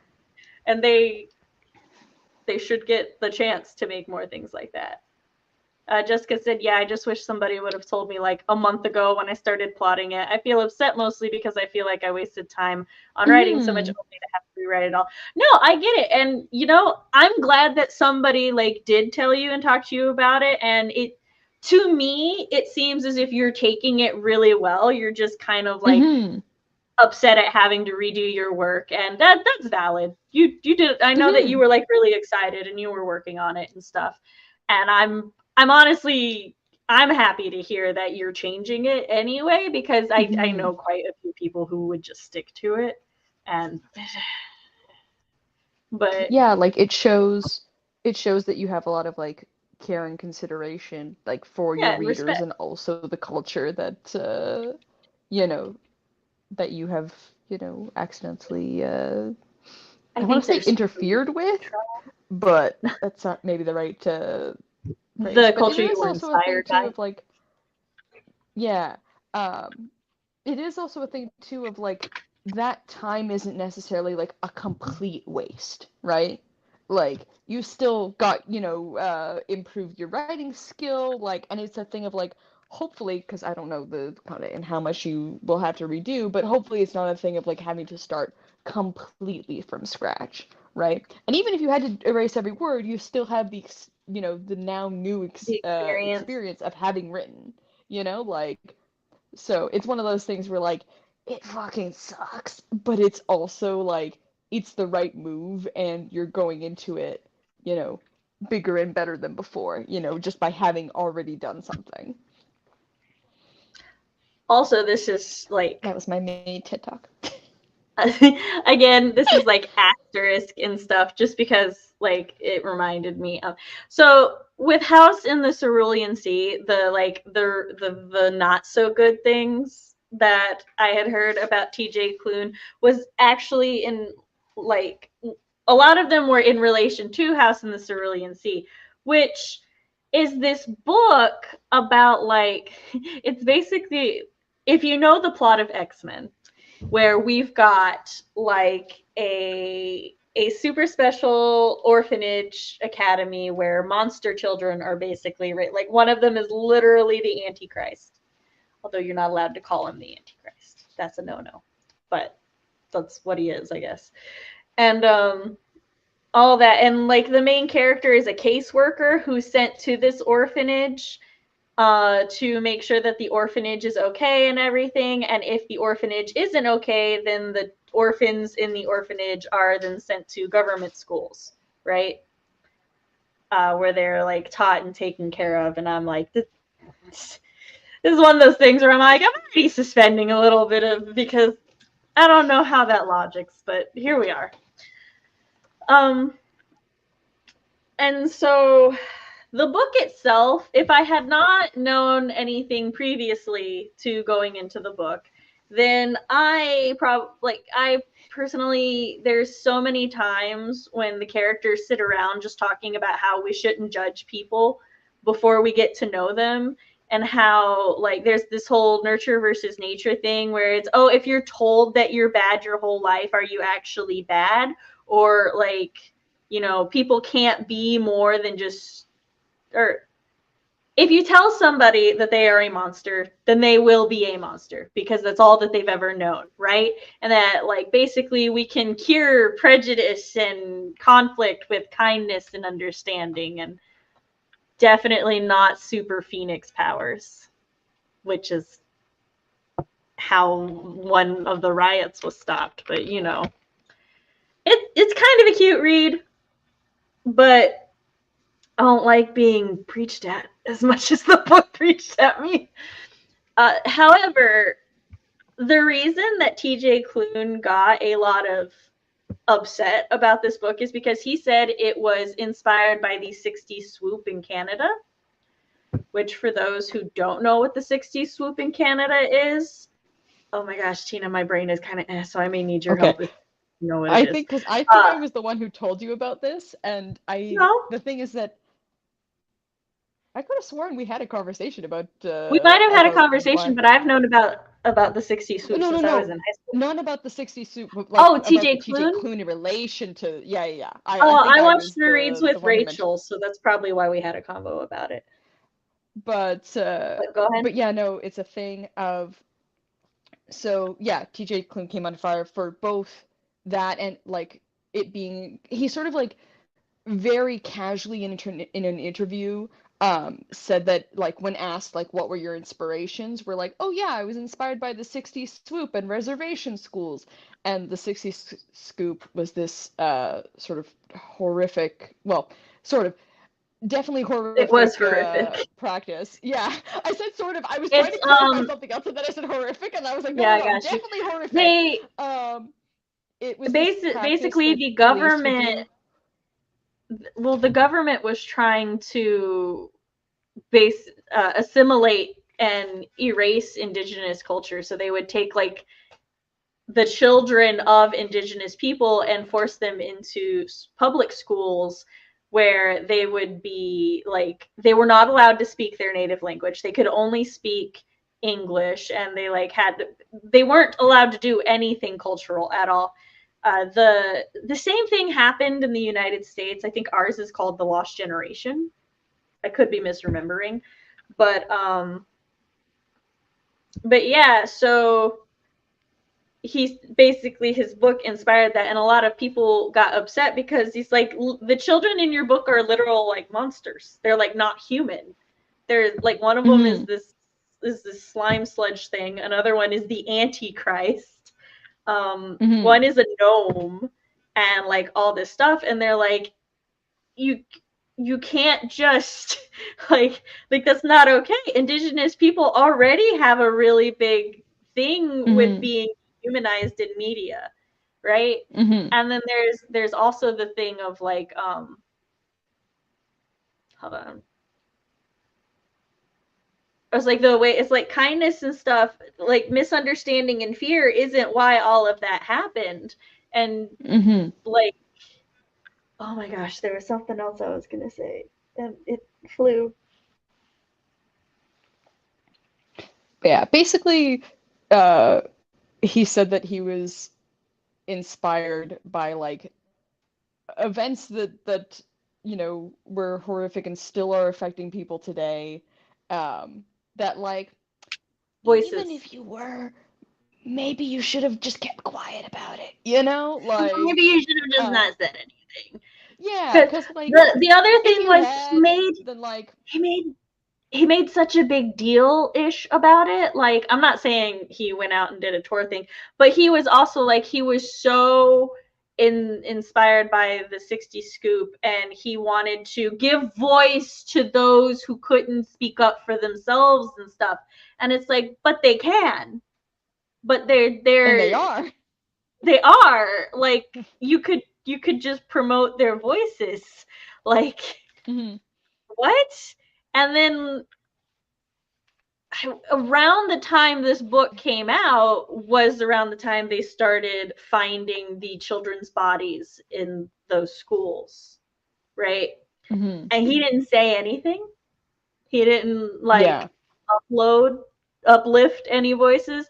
And I guess he wrote a sequel. I don't know anything about the sequel, but it's basically he's just like, despite receiving all the criticism and everything, when he proclaimed that he was like, this is my inspiration, here's my intentions, here's my goals, and people being like, well, sir, there's probably a better way to go about that, he then just like does nothing and stays silent and all that. And then there was also something about police things after Mm. 2020. I don't know too much about that though. Yeah, it's one of those things where like yeah, it's maybe you just should not have said anything, because like it's not like unheard of to be Oh, inspired by horrific events and like shape them into something that like is completely related, but also like uplifting. But like, don't bring it back in. Don't tell people. You know, this is just my personal thing, but like even if he had said that like he was inspired by the 60s scoop, and that like if he read about the 60s scoop and then it inspired him and made him think about like a fantasy world where stuff like that would happen, that I think that would be fine, because he's just saying this is an inspiration source, and it kind of like, you know, it's when he goes on to be like he wanted to give voices to the, and basically he was using this book as like a statement piece ish for it. I'm like, that's where we cross over the murky line. Yeah, I feel like it would depend on how he said he was inspired by it, of a thing of like, because I feel like you can still get into that territory of being like, wait, you like, are you not equating like, these people to monsters by, like it's one of those things where it's really Honestly, tricky, especially about like, he should have especially for told people cultures he that was still exist inspired by today. X-Men. He really could have, like. Let's see. RP, we got to catch up on chat. RP said, bare minimum, at least you learn something, which is always a good thing. I feel you on starting over though. I totally lost the first draft of my current whip a few years ago. It was not fun when I started to redo it from scratch last year. I remember that. Oh, that's so painful. Great. If I totally jumped into the middle of the conversation with no context, but Jessica, it does suck that you got to backslide.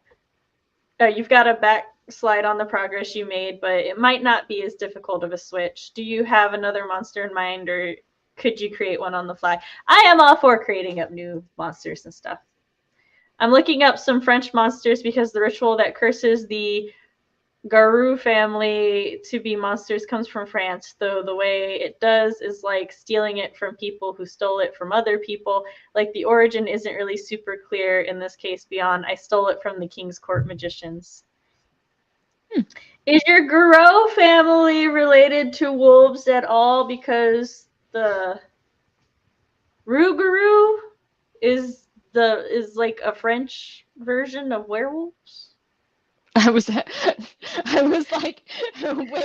was like, place your bets. Is Sam gonna relate this back to werewolves because we mentioned it's not. Hold on, look, it's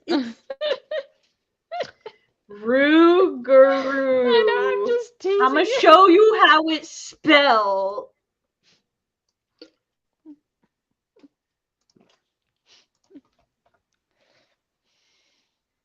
Now I'm dyslexic. Tell me that word. Hold on. I'll do this. Rougarou. How did she spell the family name?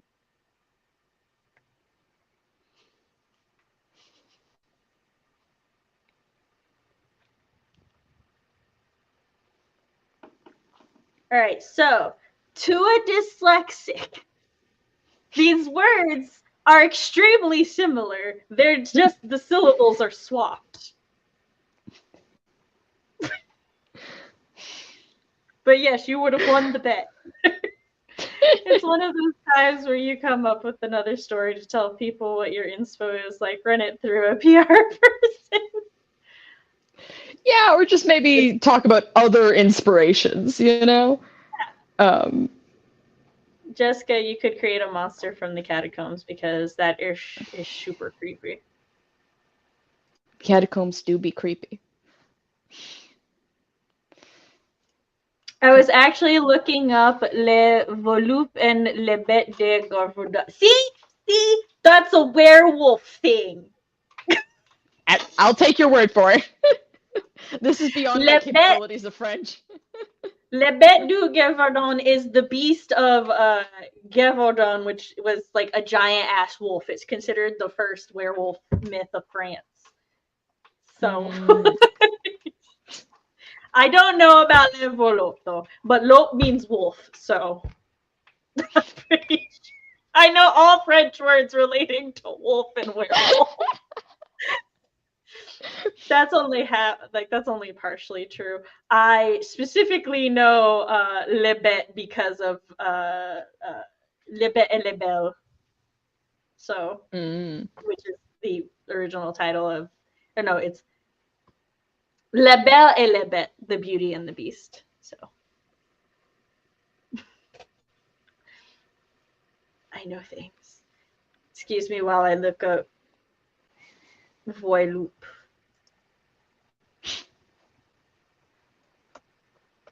It's like a cousin of the werewolf. Okay. Just all roads lead to werewolf. Well, okay. So this still makes sense to me, but Voiloup. Also, there's a French phrase voileloup, which means to lose one's virginity, and this still makes sense to me with werewolf fiction.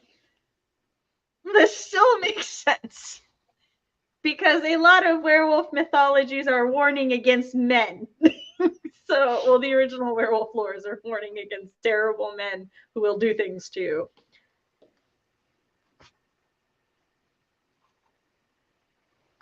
But let's make that one. You're one of the good men. Hey, oh, my little baby. The Voiloup is a man or woman with a dark soul who committed the 7 cardinal sins. I gotta get a checklist. They are possessed by Satan and at midnight transform themselves into animals, often wolves, but also foxes, boars, goats, and cats. I've learned of a new thing. Included. I will put you back down. Okay, I know. Okay. Well, I was going to say these are distinctly predators, but goats are there. Goats are not a predator, from what I know. Dun, dun, dun. Sam knows how to say werewolf in several. I do. And I'm not ashamed. I'll Sam, ask my just dad for you. Hold on while I learn something new. Exactly. We're like 30 minutes past when we should have ended. It's fine. It's summer vacation. Although I think you might need to go to bed soon for work. I do have work. It's not summer vacation for me. You said that like as if I was included. I belatedly remembered because if CD were here, it's summer vacation for her. But I'm like, no, Tina has a job. I do have a job. That explains why I like to be in bed at midnight. I'm a cat. You're a cat shifter. I'm not super sure where the goats come from, but like, oh no, Satan. That's where the goats come from. Like, I was not surprised. They just didn't fit with the predator thing. Because, like, yeah, like they're possessed by Satan. Satan is, like, there's Satan, the devil, and Lucifer. These are technically separate entities, and Satan is almost always a goat man. So. Well, but let's see. 9 legendary monsters in French folklore. Let's see how many I know about already. All right, there's Les Bêtes du Gévaudan Lozé. Yeah, I know that one. That was like that's an actual historical event. There was like this enormous beast that many claim was a werewolf. It could have really just been a huge ass wolf, but nobody really knows. But they did kill like quite a few dogs and wolves until people stopped dying. So they were just kind of like we'll get the right one eventually. Yeah, I guess I just like the idea of goats being just the definition of chaos. I mean, fair. Oh, I finally got a job. There. It's a part-time one at Marshall's, but still a job, and I'm so relieved. I've been looking for one for like 4 months. The job market around me sucks right now. Well, congratulations! Congrats! Actually, speaking of stories and mythologies and things, I had recently where I was doing some research for my a comic I'm writing, a Greek mythological fantasy comic, A False Oracle, and I was looking specifically for like stuff about like different plants that have been mentioned in Greek mythology, and I found this myth that I had never heard of before, where it's like a side story of the king that like had the Minotaur myth, like the King Minos, where he consults a like not quite an oracle, but like a seer. And he's like, the king is like, hey, seer dude, my son is missing. Help, find him, right? And it's a Mhm. thing of the seer does find the son, the prince, and he has drowned in a like the thing is that like in ancient Greece, and they still have them in the places today. You can see them. They had where like honey and oil and things were stored in these massive vases that were like 6 feet tall, probably like 3 feet wide, right? And they had like a little top. They have a curved thing, and so the seer finds the son drowned in one of those because he presumably fell in and couldn't get out. And it's a thing of the king Was responds that Jimmy fell down the by well? basically the king responds by imprisoning the seer with the dead body and goes fix it. And so, and I just had this image of this, and then just the body presumably still soaked in honey, just like dripping on the floor. And the thing is that, uh, so, so honey, body, seer, right? A snake comes into the cell, and the seer kills it, presumably because he doesn't want to get bitten. And that snake, don't mess with snakes in Greek myths. This worked out somehow well for this guy, but the snake's mate, another snake, comes carrying a magical herb that revives the guy.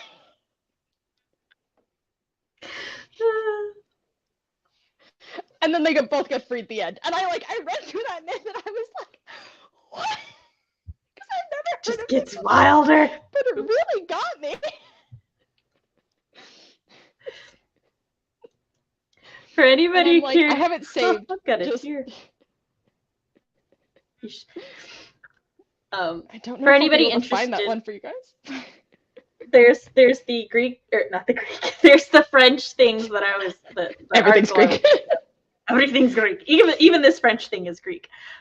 Those Greek mythology stories aren't they like mythology can get wild, especially Greek mythology. I made my way to French Wikipedia, and it says that the Voiloup sucks blood like vampire. Going to be doing a lot more research now. Yeah, the one I said that after midnight they spend the night roaming forests, eating dogs or flock, lighting fires, and generally frightening the locals. So I think I don't know which version of the one monster you were thinking of going with. But I think if you're going with like my understanding of the monster, then the Vorloop is actually a really good contender for your replacement. You might not have to change a ton of your original plot. Like this is, like I said, I could be completely wrong, but just from my understandings that I am reading here. Tina has shared the herb of Polydos. Did I say that right? I assume so. Okay. If any of you want to look into it, let me tell you. For some reason, my brain was like the herb, and I'm like, that's not. No, it's herb, and my brain goes, no, it's herb, and I'm like, it's not herb. Like we're Southern and we know French. We know we don't pronounce that H. So, but we need to get it going. Jessica, if you well, she said, well, I might, but like that's only because the plot even included like a special box that became important for locking of the heart and all sorts of things.